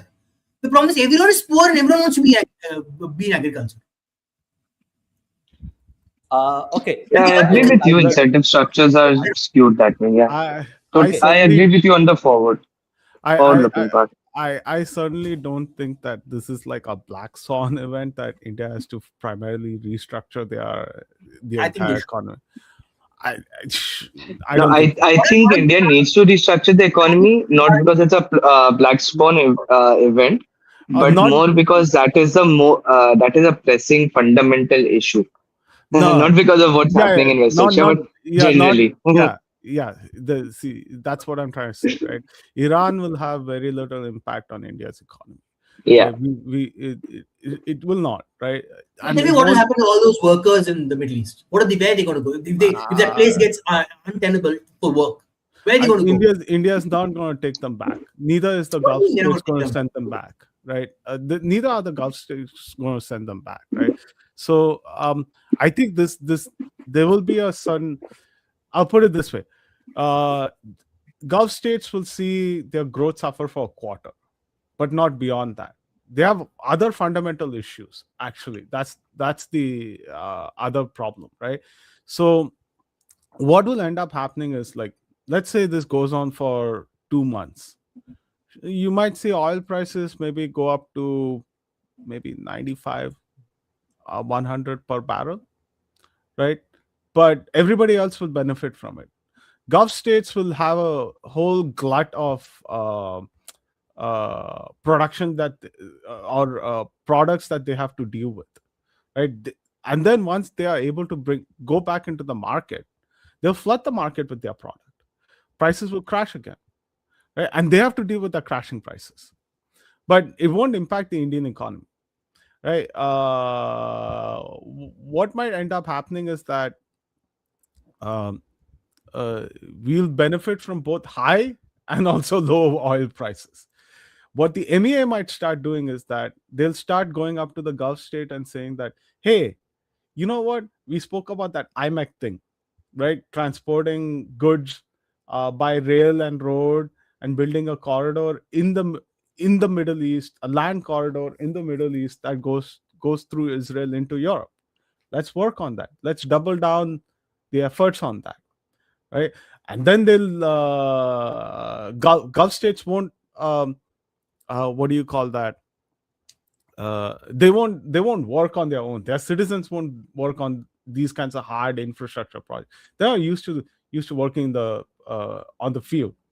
They'll import Indian labor to basically do that. See, I So don't know if the IMEC is going to happen anymore. and that it's definitely going to happen, right? IMEX a 25-year long project. It's not going to evaporate because of this war. No, No, I'm talking. but I I'm think looking at it's fundamental changes in the Middle Eastern no. sensitivities. I There's think some change. no. What I mean is this the what Iran's doing would give it a certain sense of urgency and impetus. Now, uh, I don't think is 25 years away. It's more like 15 years away in my books. The UAE has already done some work. They have actually built a rail line to the Saudi border. Uh, the Bahrainis have done the same thing. Qataris have done the same thing. It's only and Jordanians have actually started the work on their side. It's only the Saudis that's basically needs to get on with it. And they've been slow. They want to That's the do it. biggest No, obstruction. no, Biggest part of the entire corridor. right. They have been slow. I'm not saying they're disinterested. They've been slow, right? They mean slow in doing land surveys. They've actually started doing geotechnical surveys already, but they've been very slow about it because the prince, the current crown prince, prefers flashy projects over infrastructure. That's a difference of priority. It's not a difference of worldview or ideology. Now, what with this happening, and with Saudi oil is basically on the east side of Saudi Arabia. It's not on the west side, right? All their refining and all their production and extraction facilities are on the east side. So with that, not providing the revenue it does, the Saudi prince will probably revisit it and basically say, okay, maybe we need to double down on resilient infrastructure and ensure that our products can get out despite the Strait of Hormuz being blocked. So, Okay, let me ask so you a more fundamental question. And hmm, in this battle, or in this battle, it's battle, not a really war. In this battle, who's going to come out on top? US or Iran? see, if the regime survives, So right, that's what I'm asking you. Will it survive? Will the regime survive? right. So the only thing Iran needs to do is just survive. That So that's is my question. easy. Will they survive? That is easy. How will they survive? Based on what? What do they need to survive? I mean, they see, you can't bomb yourself out of a regime. Right? You can't engage a regime change by just bombing the heck out of it. Okay. The Americans have tried it for God knows how many ever In, times, Viet- right? Yeah. in How long Vietnam, will they survive? in How Vietnam, long they will Like the did it. regime Vietnam. starting They, from World War II, they Forget tried about bomb. the history. I No, don't want to go to history. My point is, how long will it survive?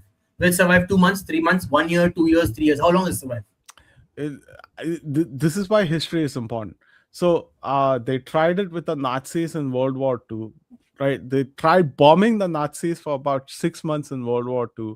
Nazis still survived for a year and a half, and they only survived. I mean, the Nazis were only defeated because the Soviet Union came and conquered Berlin, exactly. right? No, Nazis are They defeated did. because they were stupid and went against the Soviet Union. That's Hmm? basically stupidity. No, no, no. They were So against. when again, this is why history is important. When the Allied Air Force, primarily the Western Air Force, started bombing Germany, right? The Soviet Union was nowhere close to Germany. They were barely surviving Stalingrad, No, I get that. right? I know that. But again, Vietnam, the Nixon bombed the heck out of Cambodia, Laos, and North Vietnam. No, I get all of that. Can you, based on that information, tell me how long will the Iranian regime survive? I'm curious about that. Because next question is based on that only. I think it has quite a strong chance of survivability beyond 2 years or 3 years. So if it's going to survive beyond 2 or 3 years, then the Straits of Hormuz are going to be closed for the next 2 or 3 years, right? No, How else will it survive? no. See, nobody is going to send troops into Iran to topple the regime. That's what you need. No, I'm asking you about the Straits of Hormuz. Like, if the regime survives, their only trump card right now is not nuclear weapons. It is the Straits of Hormuz, No, and they keep putting pressure on the Straits of no, Hormuz. you're mistaking this thing. Regime survival doesn't mean that they can hold the Straits of Hormuz. So what will they hold then? Right? They're just going to hold their own territory. Like, you just can't get into the country. That's it. So are you They saying won't have. it'll be the regions around Tehran, some parts of what's another? I forgot the name of that. A few of the like the region hotspots. There they will hold. You're saying Yeah, they'll lose the coast. You're saying. I don't think they lose their coast. They will lose their naval, the ability to basically conduct naval campaigns, the Okay. ability to conduct Do you think they'll be able to still do missile and drone attacks? occasionally. They would be. Okay. You see, what I think will happen is they'll be reduced to basically how the Houthis are today. They will occasionally launch missiles. They might conduct piracy operations, but that's about it. Okay. And who will be in charge of the Straits of Hormuz at that point of time? You think who will be like managing the Straits? Has the regime elected a new Ayatollah yet? But it still survives, right? No, I'm asking who will be. I'm talking in terms of nuts and bolts. Who do you think is post that survival? Who will manage the Straits of Hormuz in terms of the flow of traffic and any issues like the two ships collide? Who will be the one who manages that system? You think? I mean, that's already managed independently. Iran's not actively managing the Straits of Hormuz. There's no air traffic controller that I basically. Correct. think there is a conglomerate called the International Maritime Security Force or something similar to that name, that manages, all of these operations in and around Gulf of Aden, Red Sea, Straits of Hormuz, Persian Gulf area. So It's a conglomerate of multiple that's different right. So countries, right now, including India, which does it. at this point, even the conglomerate is not able to ensure that ships pass through that straits, right? So if No, there are no, attacks, no, no, no, no. I think you're mistaken there, right? what else? The reason why the Straits of Hormuz is closed is because of a shock in insurance prices. Exactly. Exactly. So not just that, it's also because It's they don't not. want to take risk of getting blown up when they're passing through No, the insurance price shock is because the people don't want to insure ships that are going to be going past a dangerous area. That's the main reason. no. I mean, Yes, see, that's why insurance goes up. I think you're mistaken again, right? So Oh, my mistake. Iran gave China a free pass to basically go through the Strait of Hormuz, but Chinese shipping companies have not gone through the Strait of Hormuz. What explains that? What That's my explains that point. My behavior? point is that the insurance companies are scared of any liability in a war zone. So they're stopping they're basically increasing their rates very high or not even insuring some things. Some of them not even insured. My point is the flow of oil and flow of goods to Straits of Hormuz is stopped as now. And you have to accept that it's stopped, right? It's stopped and it will not change, the situation will not change until Straits of Hormuz are stable.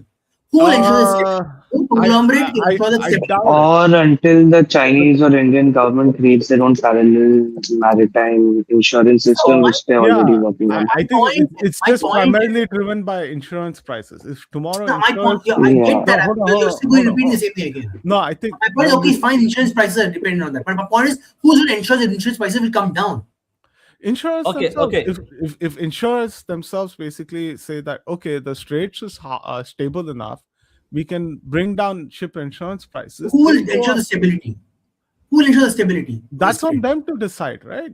Who Like is them? I'm curious. there are Okay, insurers have okay, hold on, analysts over hold there, on, hold on, right? hold So on, hold hold on, on, hold hold on. on. Let me Insurance have answer yeah. Anand's questions. Anand, let me. I know what you are asking. Let me ask you one by one. Hmm. See, first of all, read the signals, very important. When Iran attacked the refineries, the airports in Exactly. Dubai, in Saudi Arabia, in Qatar, correct? That is actually short term very bad, but in long term, what was Iran? Let's say pre this event, pre this Israel war event, what was Iran? Iran was a conglomerate, a, a factory of exporting terrorists from Syria to Iraq to Lebanon.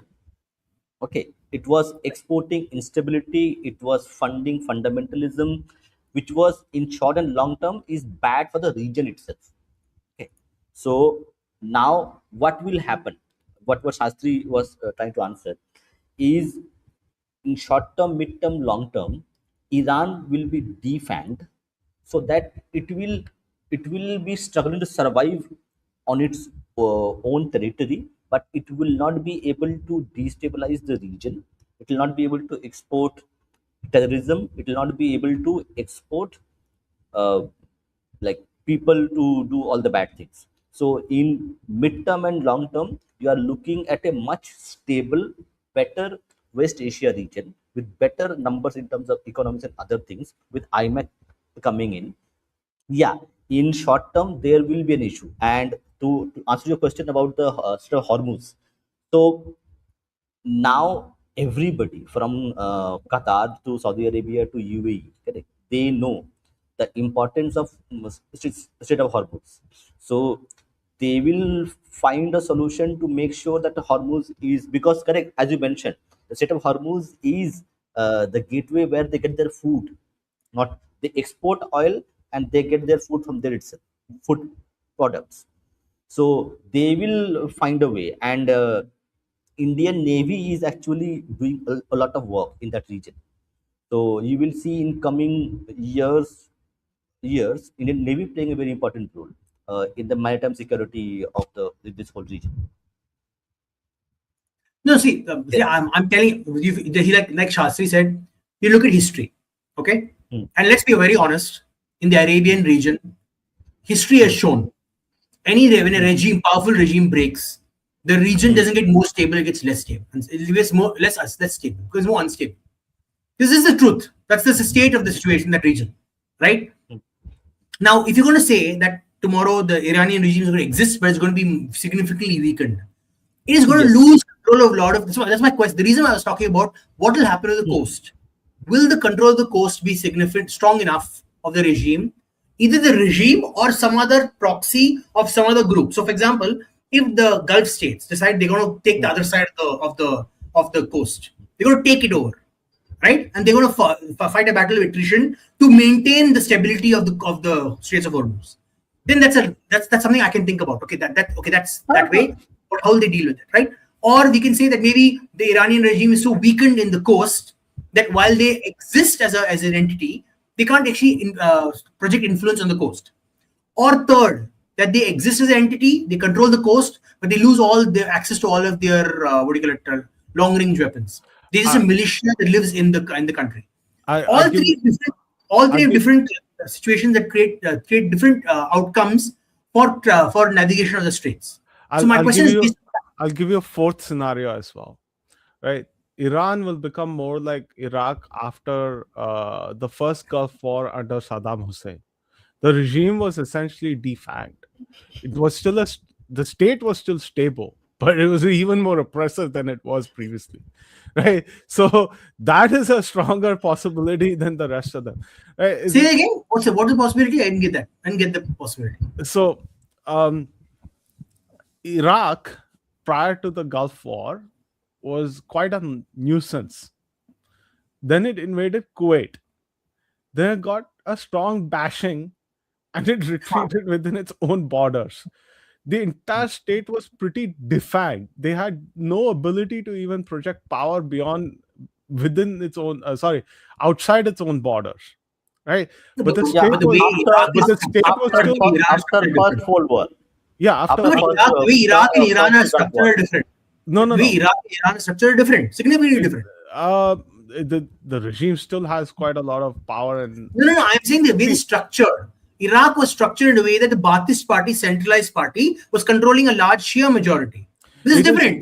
This no Shia uh, stream, there's the spread its tentacles all IRGC over the country. excuse me, the IRGC is actually essentially the same as the Ba'athist party in structure, right? Yes, Uh, yes. so essentially, Iran will become like Iraq after the first Gulf War. The state will be strong. It will be much more oppressive, but it will be defined to such an extent that it cannot It project power beyond its own borders, not it will even be naval power. self-contained. It'll be Self-contained. self-contained. Yeah, Uh, exactly. It'll be self-contained, right? one more thing. And the other thing is that I'm Before we move not on, I want to reply to this Asif Iqbal. Can I just reply to Asif Iqbal? That's a like it's a bot account. Don't It's reply okay. to It's okay. that. I want to reply to Asif Iqbal. For any border Uh, accounts, anyone uh, else who's watching the stream, I don't uh. care about Iran. I care about India, how India happens. Okay. If you have a big problem with it, so great with Iran, you can leave India and go hang out in Iran. Thank you so much. All of you people protesting for Iran and Ayatollah, please leave and go be part of Iran. Bye bye. Continue, please. Okay, good. yeah. Okay. Okay, I Acha, we have one Slavin thing here. that I Mhm. Okay, we have Slavin here. Let's Slavin just yes, Slavin. Actually, he has some Just experience with the one Iranian thing. people in Pune. Go ahead. One thing I do want to Mm, make one last point is that mm. um, the Arab states will respond quite differently. I guarantee you, they're looking at IMEC and saying that, hey, we need to have another corridor, a backup corridor. So that will also take a lot more impetus, and also considering the fact that they'll get a lot of diplomatic pressure to also work on it. They will get a lot of diplomatic pressure, not just from India, by the way, from other countries as well. And that's all I got to say. Yeah, Slavin. Hey, hi, can you hear me? Yes, Hi. yes. Yeah, so just telling everyone that, I mean, I don't know about if we can extrapolate it to the entire population of Iran, but at least from the people who live in Pune, because there is a little bit of Iranian heritage, Iranian people who live in Pune. So one of the lady who is married to a Indian guy, so when she came over, like, uh, the first thing that she had put up a video of her mother coming to visit her, in India, and like she's not very politically active or wouldn't give her political views. But the first she was making a video of her mother coming at the airport, and the moment she sees her mom, she removes that headscarf very violently from her mother, which shows you what they really feel about this stuff. I had actually a question to ask to all of you regarding this news that was at least 1 or 2 years ago about India building its strategic oil reserves just for times like this. So, do you guys know anything about it and like what its impact might be? And if you have any updates or any, have you read Yeah, anything about it? yeah, That's my question. Bye bye. yeah.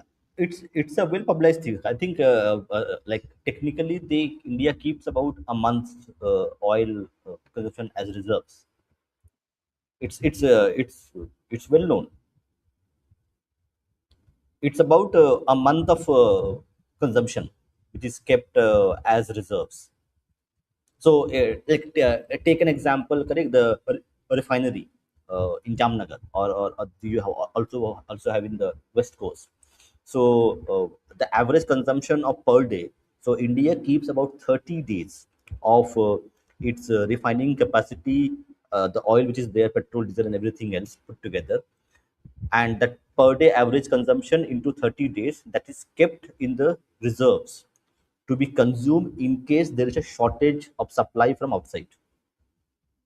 That's already there, and it is already like it's well known information in terms of it comes from itself government.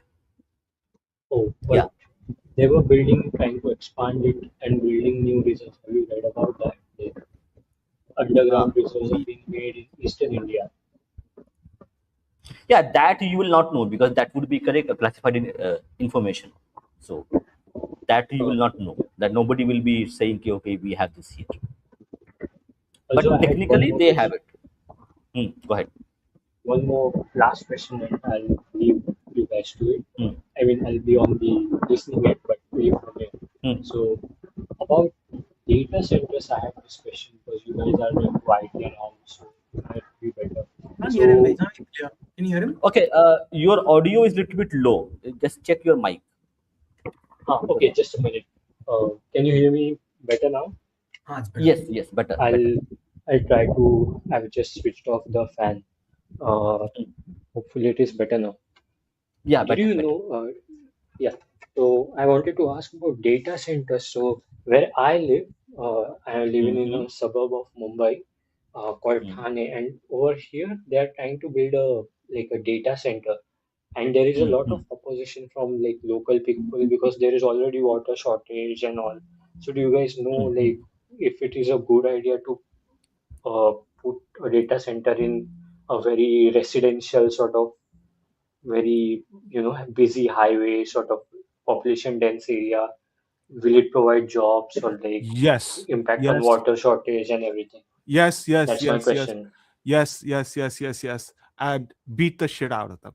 Data centers are very, very efficient with their water usage.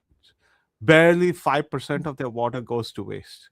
So beat the shit out of them, crap on them, Who? maybe like destroy their houses, do whatever.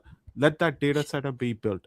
This is all like Oh, this is all like the wokeness that they have imported from social media, from Western countries, right? yeah. Essentially this is like a Disha Ravi movement, or you should treat this like um, the depot at RA.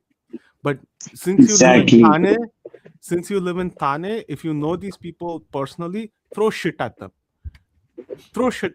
give them jaundice, give them cholera, give them all kinds of diseases so that they are so weak and feeble that they can't even think about protesting.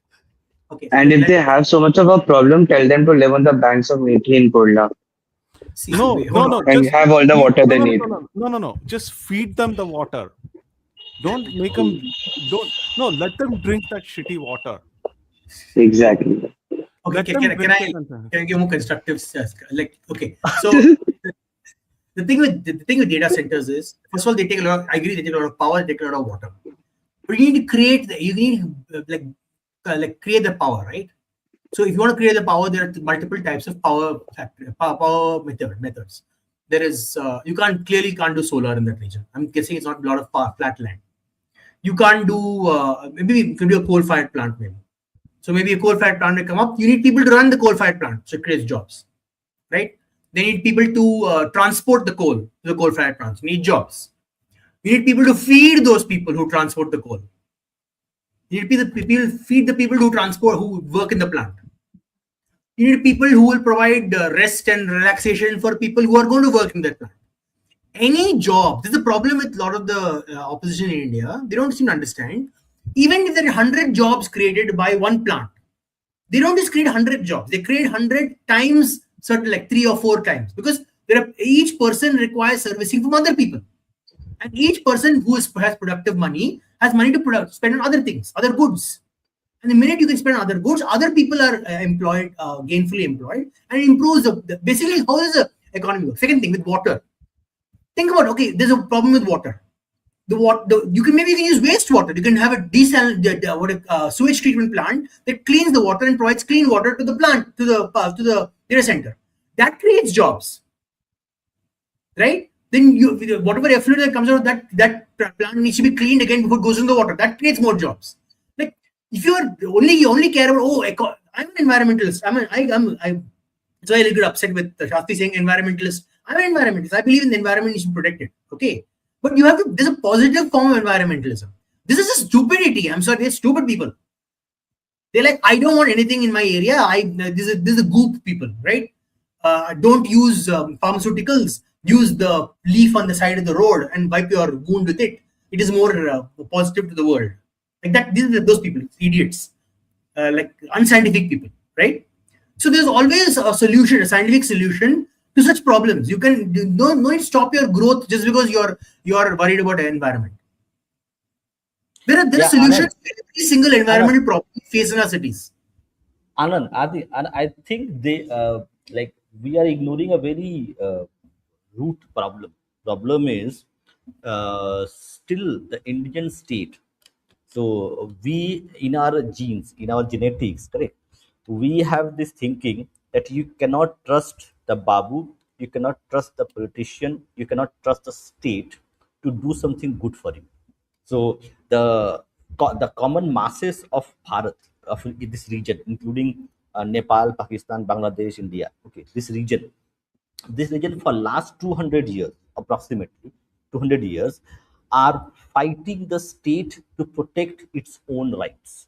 So like wherever there is something happening, correct, whether it's a plant or something is happening, there's always going to be this problem, because fundamentally the masses do not trust the state function. That includes No, I politicians. I disagree with you. I completely. It's the opposite. Okay. The masses trust the state too much. They don't trust their wealth creators. They don't trust their own citizens. That's a problem. They don't trust other citizens to provide solutions to their system. They're like, oh, I have a problem. I will not work with my community. I'll say this babu must fix my problem. That is the problem with our country. We are so feudal in our idea that the king or the higher level official will do the solution for us. And the minute the higher level official does some solution, then the distrust comes in. Because why? Because you're like, oh, I have my own political bias. Everyone's choosing a political side. That's the problem. We are feudal. We are feudal in our identity. We're like, oh, I have chosen this side. The other side is my enemy. I don't care what they say. Whether they give a logical answer or not a logical answer, man, I will not agree with you. That's exactly what's happening in India. It's not because they don't trust the state. They trust the state too much. The problem is they trust the state too much to fix their problems. They don't take the action themselves. That is the problem we have in our country. I'm sorry, I disagree with you on this. We trust the babu too much. For example, you're like, oh, take control of our temples. If you really didn't trust the state, you like, get out of my temple. Why the hell are you in my temple? I don't need you to manage religious affairs. If there's someone doing some nonsense, nefarious stuff, I will step up and look after the temple. Why are you in the temple for no reason? If there's some person stealing from the temple, I will keep my eyes open. I care about my devta, right? Are you saying I don't care about a devta? That's a question you should be asking. Not like, oh, no, corruption will happen. You should be like, my devta, I care about my devta, I care about his temple. Why are you coming telling me how I should look after my temple? If he's stealing, I'll kick his ass. Why are you coming in the middle? That is when the problem is we want to, I just want to go to the temple. I want to just do prayer and come back. I care two hoots about whether the temple survives or not. until I realized, oh shit, the temple is closing down because they can't pay for maintenance. So we must understand this is the problem with the Indian state. We are feudal in our identity. And Nehru enjoyed this. Why did he create a nanny state? Because he's like, they're feudal. Let me take advantage of it. Like they want everything me to fix it. I'll be your nanny. I'll be your mummy. I'll give you dudu. I'll give you your mali. Everything. That is the problem with our country. Same thing with this data center issue.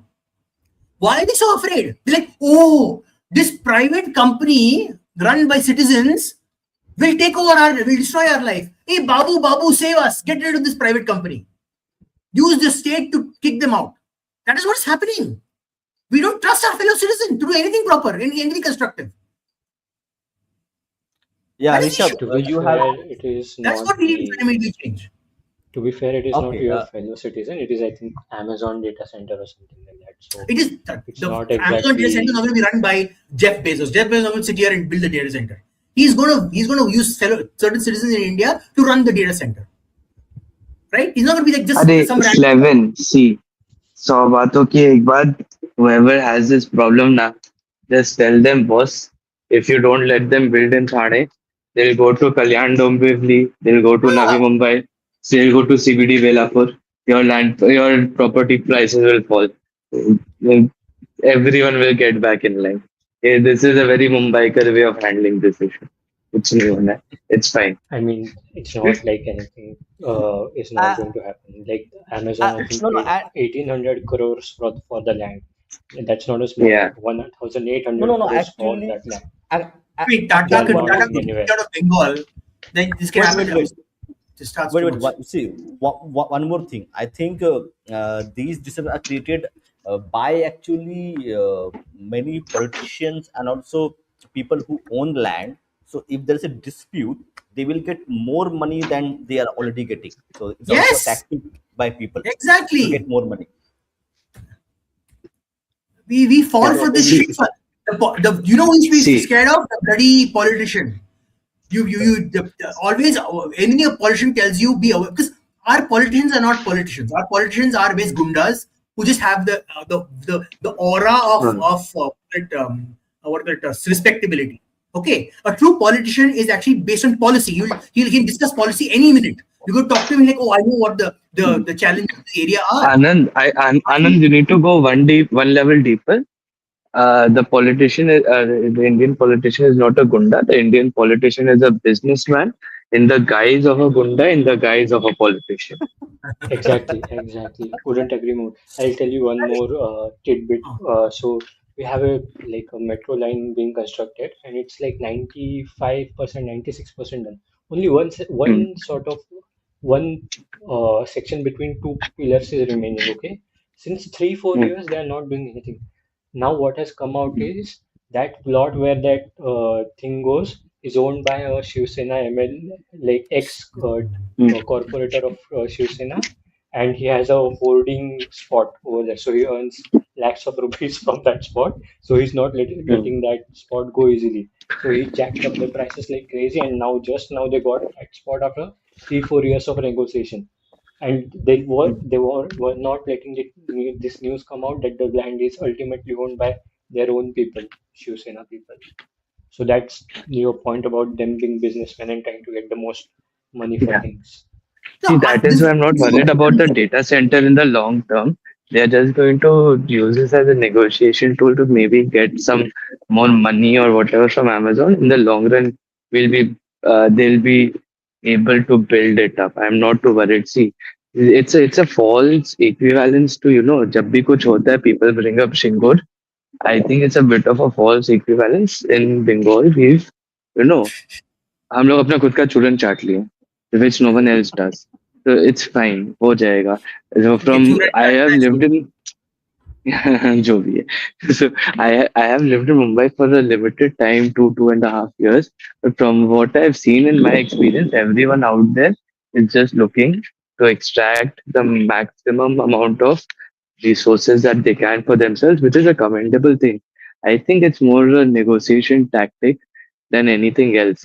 If the government of Maharashtra and Thane wants to build it, they will build it. It will not matter in the long run. Maybe it See, will be delayed by a year or two, but it will happen just like RA happened. no, my whole fundamental point is people in India do not realize a bureaucrat and a governor are also politicians.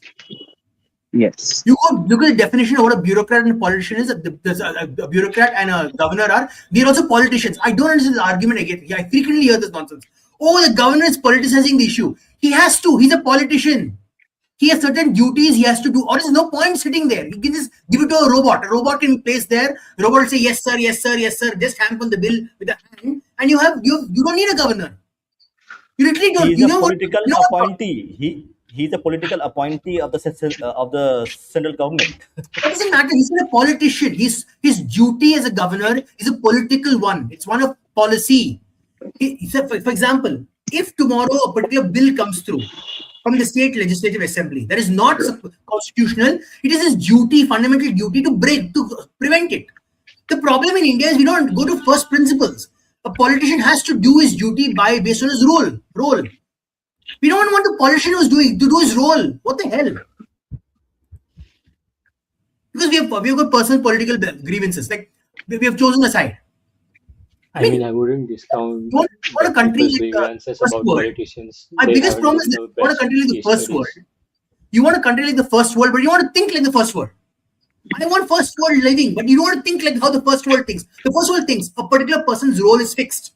He has to do his duty. It doesn't matter what your political bias is. Whether you're BJP, Congress, like the left, doesn't matter.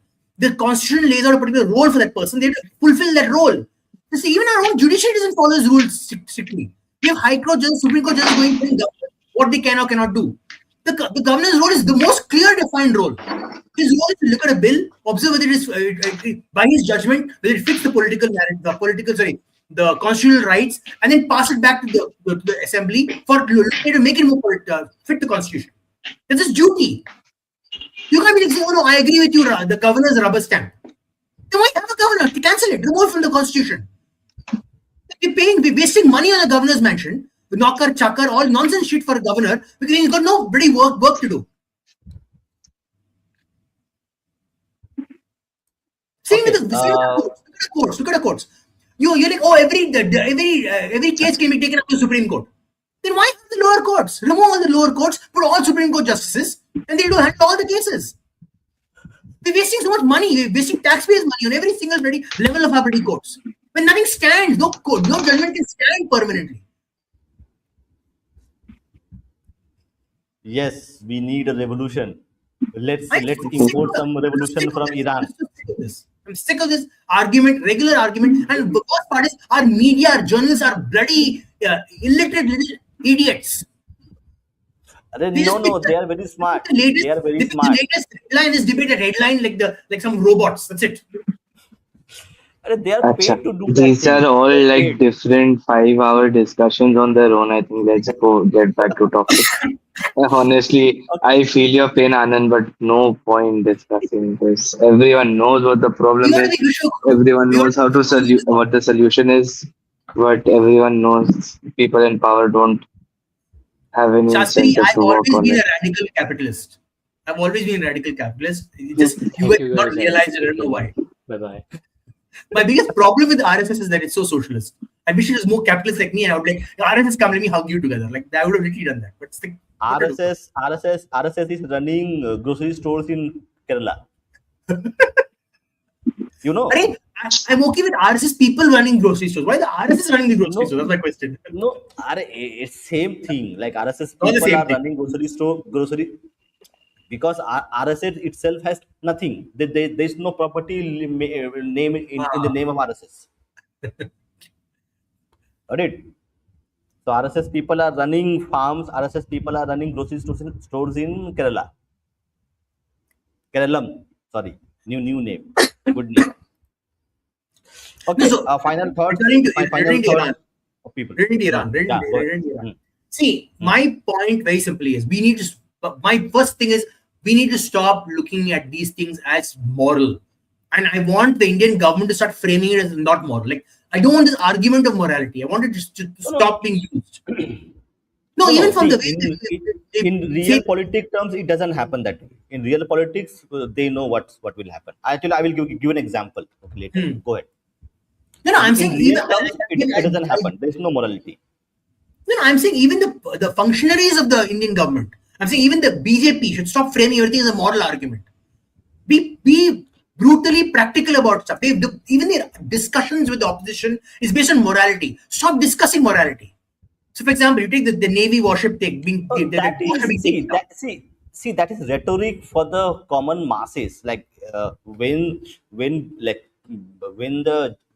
Jaishankar is talking of real politics to their counterparts, he is not the same things which is being said by the BJP spokesperson. So it's all two No, different but the things. common masses already know the moral. That morality is not in the discussion.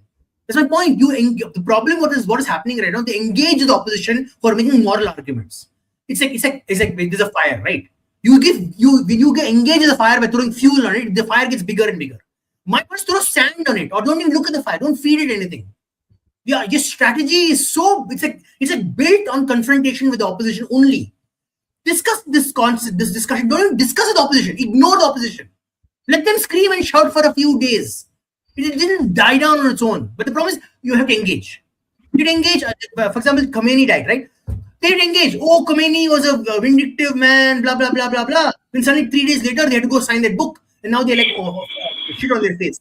All the MPs have shit on their face saying, you just now said Khomeini is an evil man. Why are you signing that book? So my point is that the government and the functionaries of the BJP need to stop talking about morality. Talk about real politics. When Khomeini died, your first reaction should be, this affects our economy. What do we do for the economy? What is our focus on? We'll negotiate with all parties. Like how they made it a phenomenal job. We'll negotiate with all parties. We'll bring this peace down. That's it. And if the Shias are protesting, let the Shias protest for a day. Right? Let them protest. Your mullah, your head is died. But beyond that, I'm sorry. If you're an Indian citizen, you can cry about your head for a while, but you're back to work. Back to work for this country. This country is your duty to this country. That's what the narrative should be out. It's like, for example, if some guru in India dies, you're like, no, I will protest all day. No, you're like, Asaram Bapu went to jail. Can they burn the whole country down because Asaram Bapu went to jail? No, right? You go back to working. Go back to work for the country. That should be the stance. This Indian government stance should be that. And if you have a problem with the Iranian war, we will give you one-way ticket to Iran. All of you people who are so worried about it. Are Anand, what you are saying? We have here master stroke from Amit Shah. What you are saying? I don't know what master let stroke. me let me show you something. It's very interesting. Here it is. Correct. It is. We are spreading our uh, uh, wings across across Indian subcontinent. Yeah, Rishabh. Final words to you. I don't know what is the master stroke. I'm Uh, confused. This I, guy is from ABVP, the guy who ABVP. won. Don't get me started on the ABVP.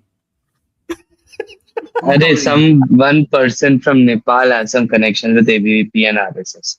One person who won an election in Nepal. One person, One Telangana person. Chief Minister, has the connections to ABVP. Telangana Chief Yeah, Minister. exactly. It shows you what ABVP creates. It's a massa stroke, Okay. so people are enjoying this. Go ahead. Nonsense. Uh, okay. See, my thoughts are you have. I disagree with Anand a little bit. You have to engage in rhetoric. I agree with Anand on the fact that who do you engage with on that rhetoric? Engage the world with that rhetoric. Now, when you're talking to other foreign ministers, people from foreign countries, you can't just say, oh, we don't care, Iran is being bombed and the leadership died. Because you have to keep working with the Iranians. Later, we don't want them to have a reason to not work with us, rhetorical or otherwise. I agree with Anand. Why are you engaging the opposition? Who gives a shit about the Indian opposition really today? They're irrelevant, useless people. Does not matter. I totally agree. Why are you doing all of that? Just say, we are sorry, whatever in your fancy word. So sorry that he died. Really tragic affair. No need to condemn the US and then forget about him. Khatam, he's dead. Over. Beyond that, we don't need to do anything. Was no friend of India. And then keep doing what you need to do. But thoda, fine. I forgive rhetoric, but you have to direct it properly. Why are you directing it? Directing foreign rhetoric, diplomatics to conversations internally. That is just a hit and a miss, a stupid thing that the BJP is doing. Uh, and yeah, loudmouth BJP MPs, MLAs have always been a problem point of the BJP. Uh, let's not even get into that. In terms of what No, no, India needs to do, loudmouth BJP MPs with intellect, right? Loudmouth BJP MPs who got a tweet from the IT cell and just repeated it is different. You know?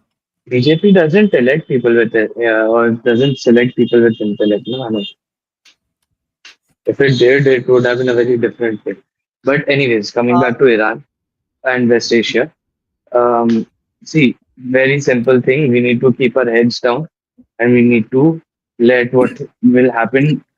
Being very realistic, we we don't have too much of a say in what is happening over there, nor should we do that, because if we try to start influencing things over there, the US will be like, okay, if you want me to do this, then give me some concessions.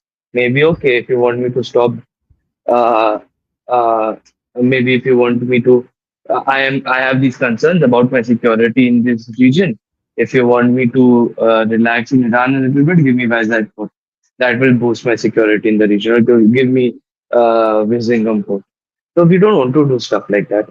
We need to keep our heads down, let whatever happen, and start just creating initial conversations, dialogues with all of the different power centers in Iran. Right now, their leadership is completely fractured, and that is about it. Every when it comes to Indian trade, Indian investments in the region, that will not be affected long term. Maybe there will be damage. The damage can always be repaired. We just need to make sure we are engaged in a very quiet way without making any demands at the moment. Let the two if you're walking down the road and you're seeing two dogs with rabies fighting each other, good, let them fight each other so that they don't fight you, so that they don't run after you to bite you.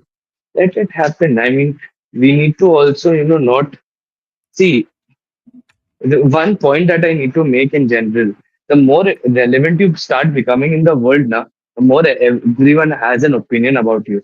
If an Yes. American president sneezes now, everyone from bloody Vancouver to Tokyo has an opinion about it. Do you see an American caring? Okay, it's very new to us. I will give Indians a long group on this because it is very new to us, and we have a history where reporting about India has been so bloody unfair that people are very sensitive and touchy about it. This is a muscle that we will have to build, and we are building it. I mean, for example, in the last year or two, have you seen any serious conversation about those European metrics and all? Everyone knows they're a fraud. पहले people used to get outraged every month about them. अभी भी metrics आ रहे हैं. And sure, some people just keep getting outraged about it. By and large, people have stopped caring. So we are also building that muscle.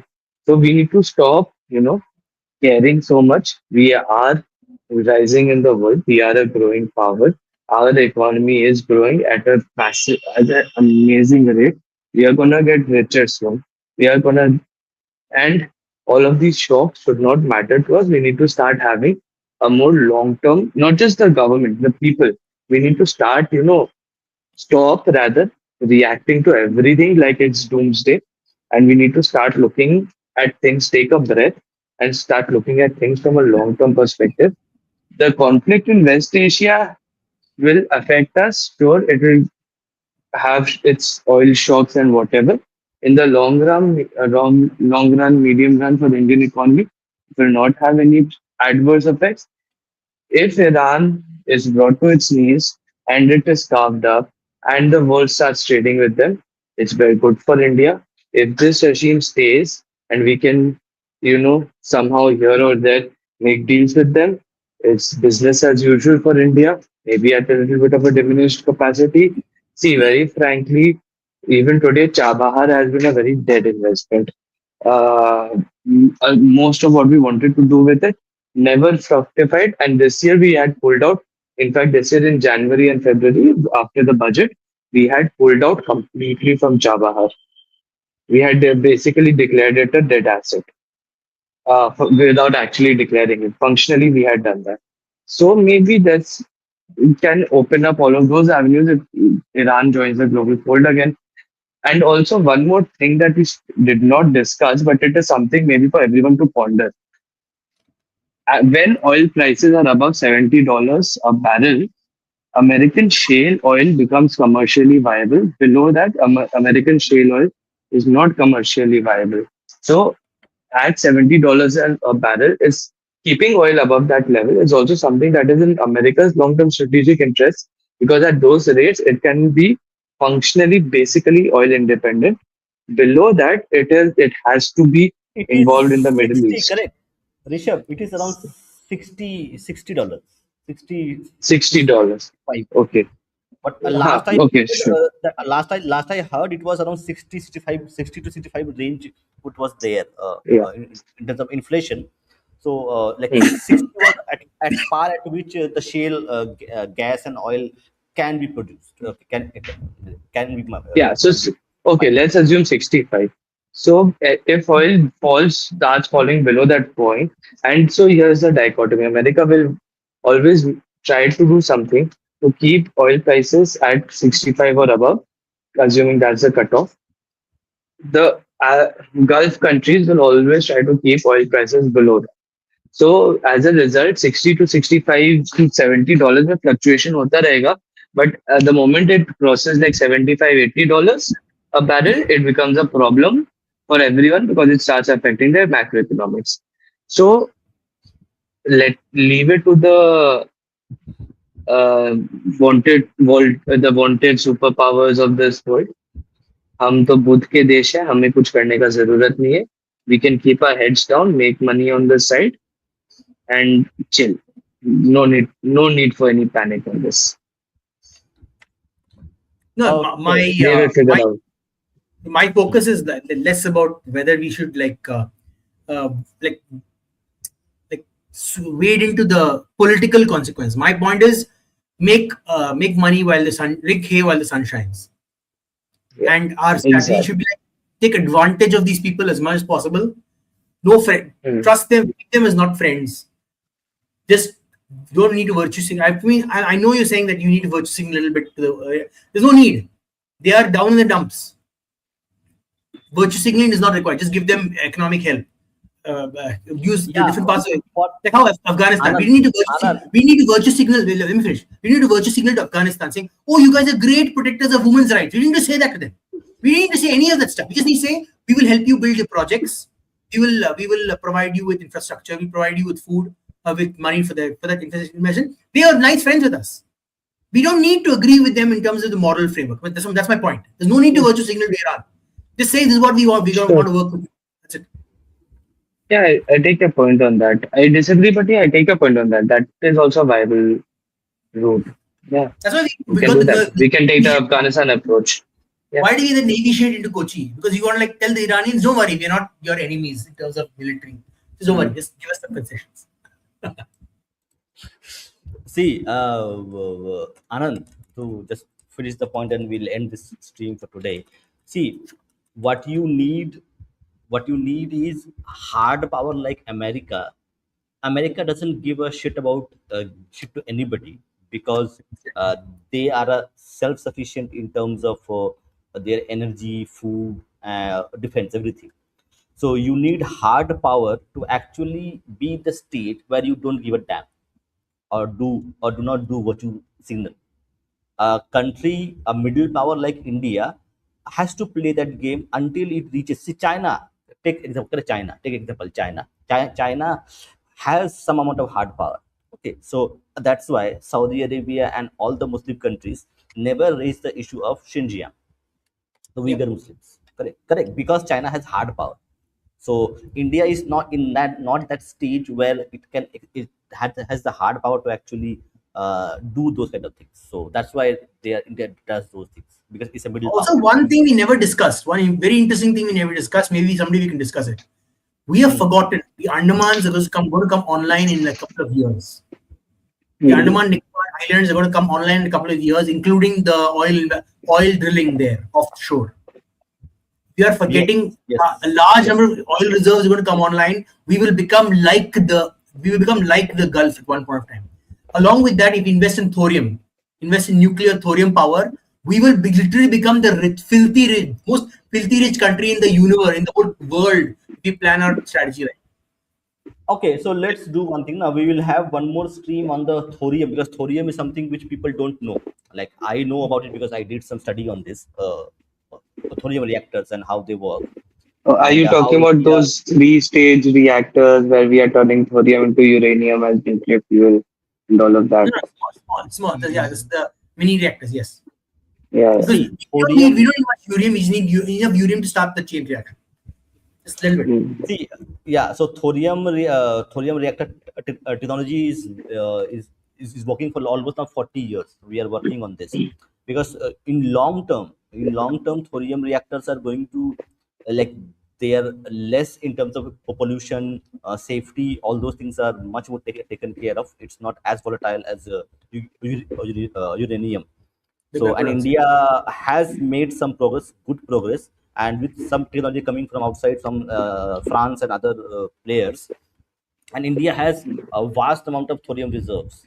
Okay. Yep. So, I think let's discuss our next stream. We'll have Anand, and also we'll have Rishabh as well. We'll publish it. So we'll discuss the oil and gas in Andaman Sea, All and energy, also just the, energy security of India.